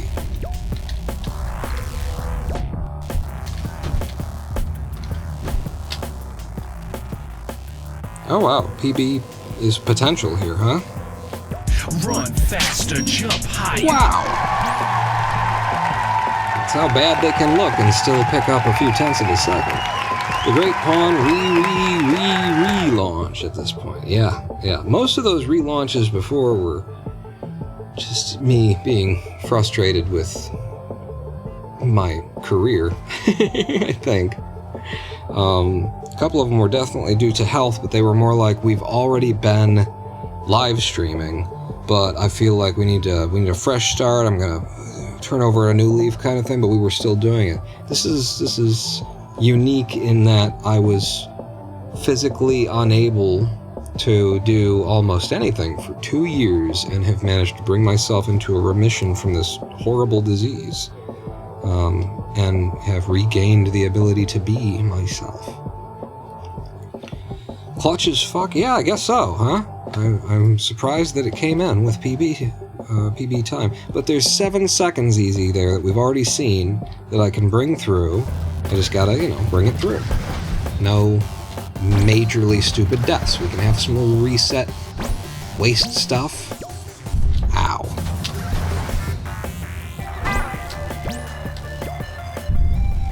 Just no, like, huge losses. Like this. Don't do this, is what I'm saying. In the level where there's no need to die, we just have to turn around and walk out. Don't die. That's one of the things that needs to happen. Ooh, almost slipped past it.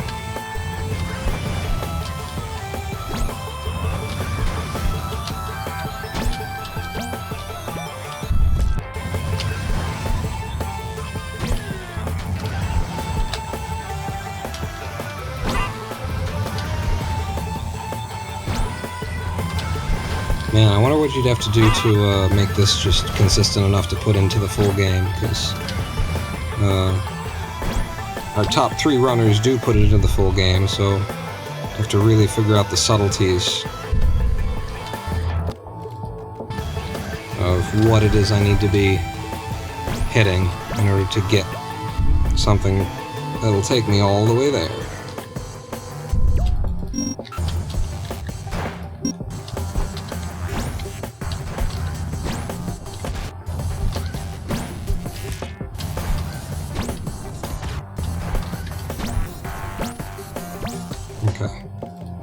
Not being able to do shit for 2 years must really, really suck. I was already Sad when I couldn't do anything due to heat on Tuesday. Yeah, I was bedridden, housebound. I'd been housebound for a while before, but this was fully just bedridden. My brain was working so poorly that I couldn't really communicate particularly well. Had to sort of opt out of a lot of different interactions and things. And I mean like basic household interactions. Like I would have to wave Lady Pawn off when she's just trying to tell me about her day, because my brain was just not... ME/CFS is possibly the worst disease that humanity has as far as I'm concerned, because anything that's any worse than it will kill you, and that's a release. That's ME/CFS, when it gets real bad, is you are trapped in a body that doesn't work, your mind starts to go, you spend every day struggling for breath. It's just torture. It's just torture. So I consider it possibly the world's worst disease because it won't kill you. It won't do you the fucking kindness of just letting you die. And if that sounds morbid or something like that, there was a Dutch girl recently who, I think she was late teens, early 20s, and she opted for assisted suicide. It took her like 2 years to get the government to approve because she was so young, to allow her to do it, and but she did it, and you know, what little energy that she had those last 2 years was presumably fairly regularly dedicated toward getting approved to be released from that daily hell that she was living in. And what I was experiencing was a lot better, I think, than that, mainly because, I mean this in a certain way, I don't want it mistaken, but the being a monk thing, pretty fucking helpful when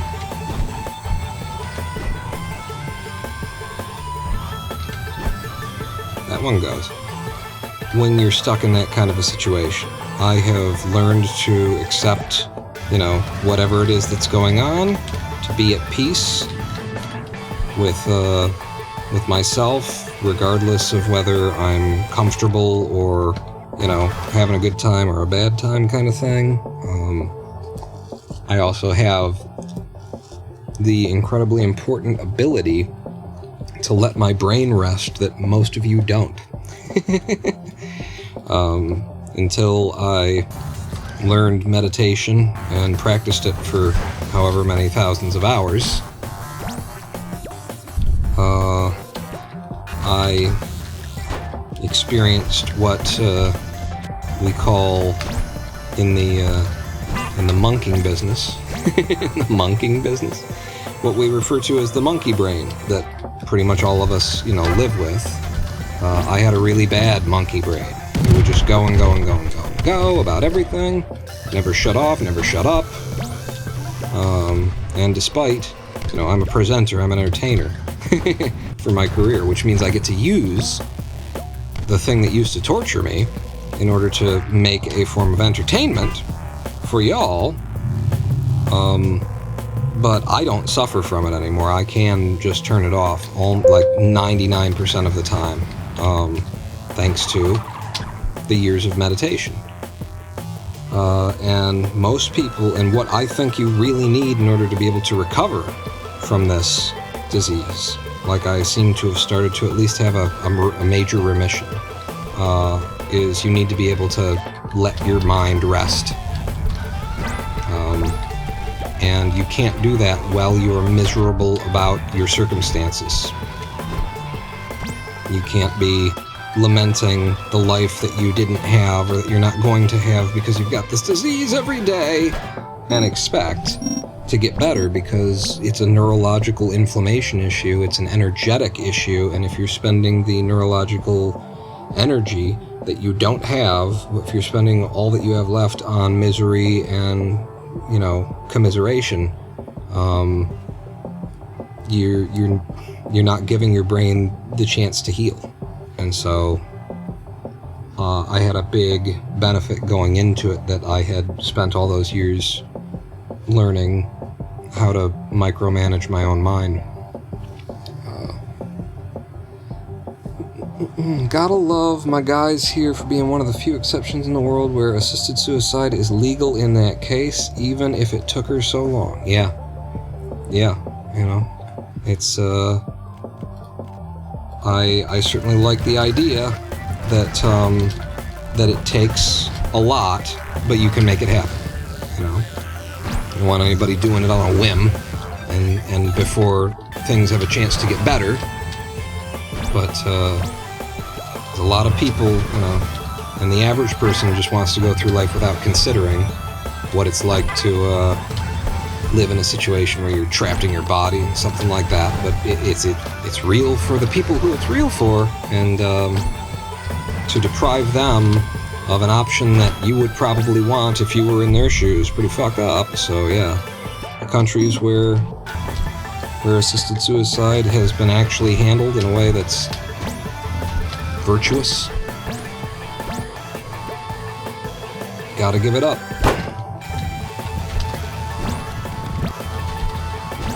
Do it right. I'm just not doing it right. Not putting all my mind there.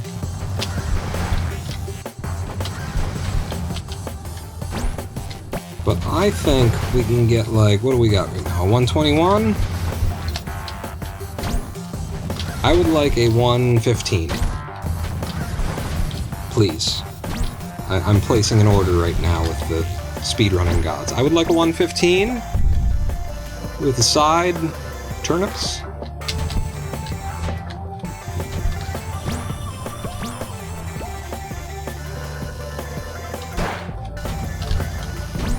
Nope. Nope. You're just not doing it again. You're just not doing it again. Just have to put the thought in there and do it.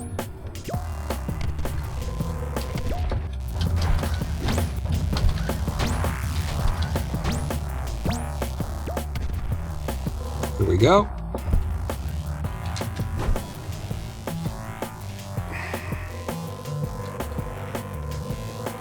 No, I won't be able to get over either.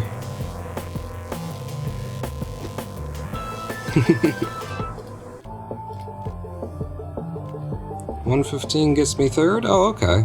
That's about right. That would be about right. You know, I'm a third rank runner. Basically in Clustertruck, I consider there's like 6 or 7 of us who are third rank runners. And I am definitely a third rank runner. Damn it. That was really close. I wanted all the speed, you know, I was just, I was risking it for the speed. Wow, that was a smooth, whoa! I got it again. What the hell's going on? I'm getting like this beautiful movement that just comes through without any delay, or I was. Damn. It was nice. That's the movement I'm talking about.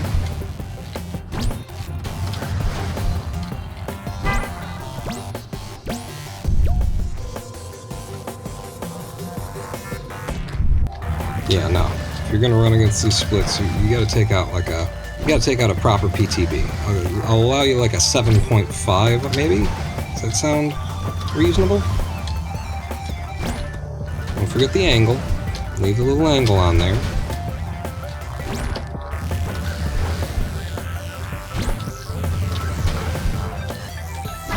Too much angle.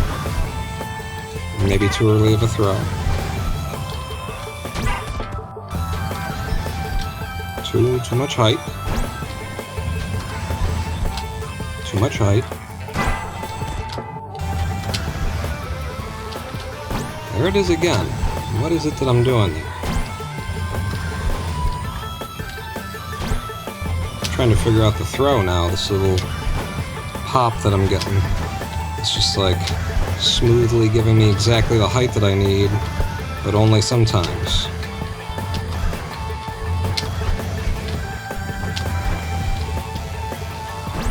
I don't know.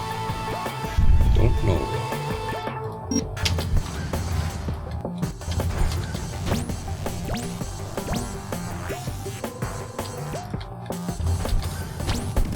Ooh, that was close.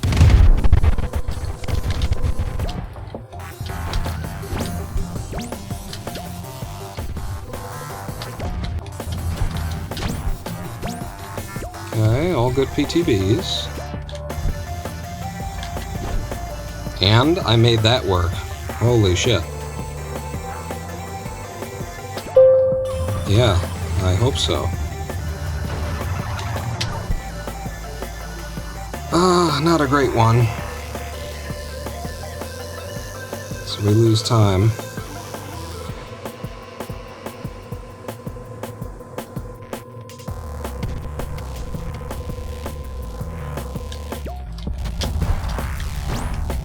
Okay, not what I wanted. Come on.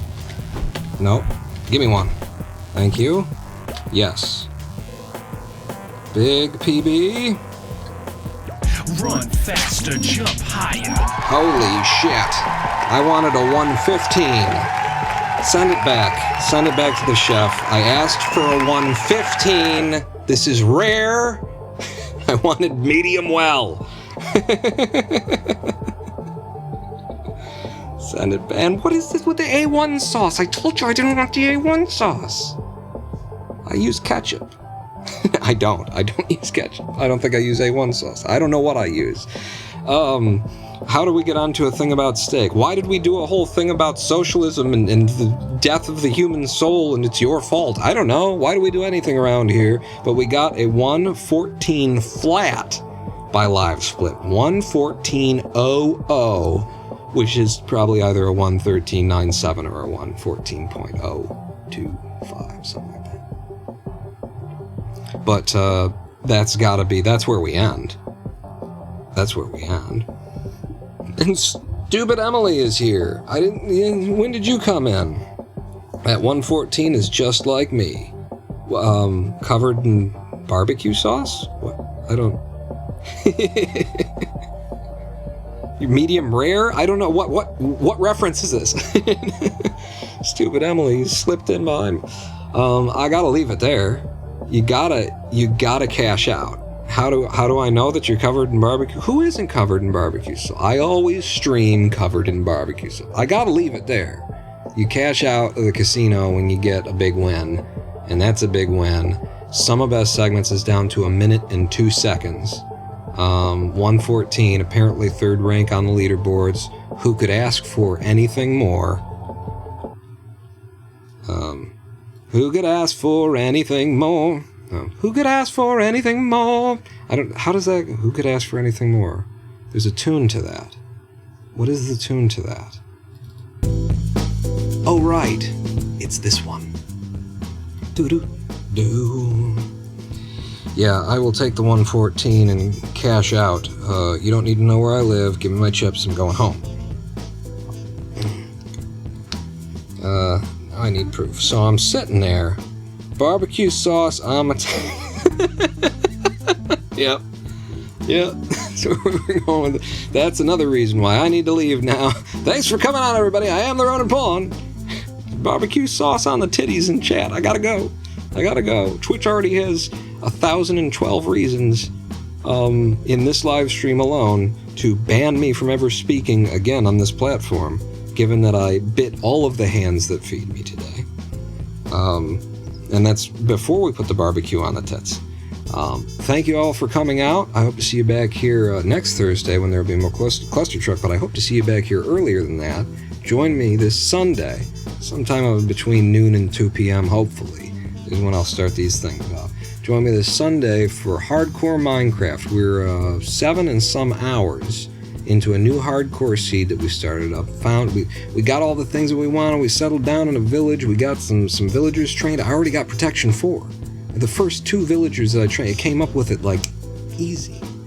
So we're making a lot of fun progress in the hardcore Minecraft. I hope to see you back here this Sunday for that. If not, next Thursday for more of the Clustertruck. And that's it. I'm out. Pawn leaving with his 114-0. I'll see you next time.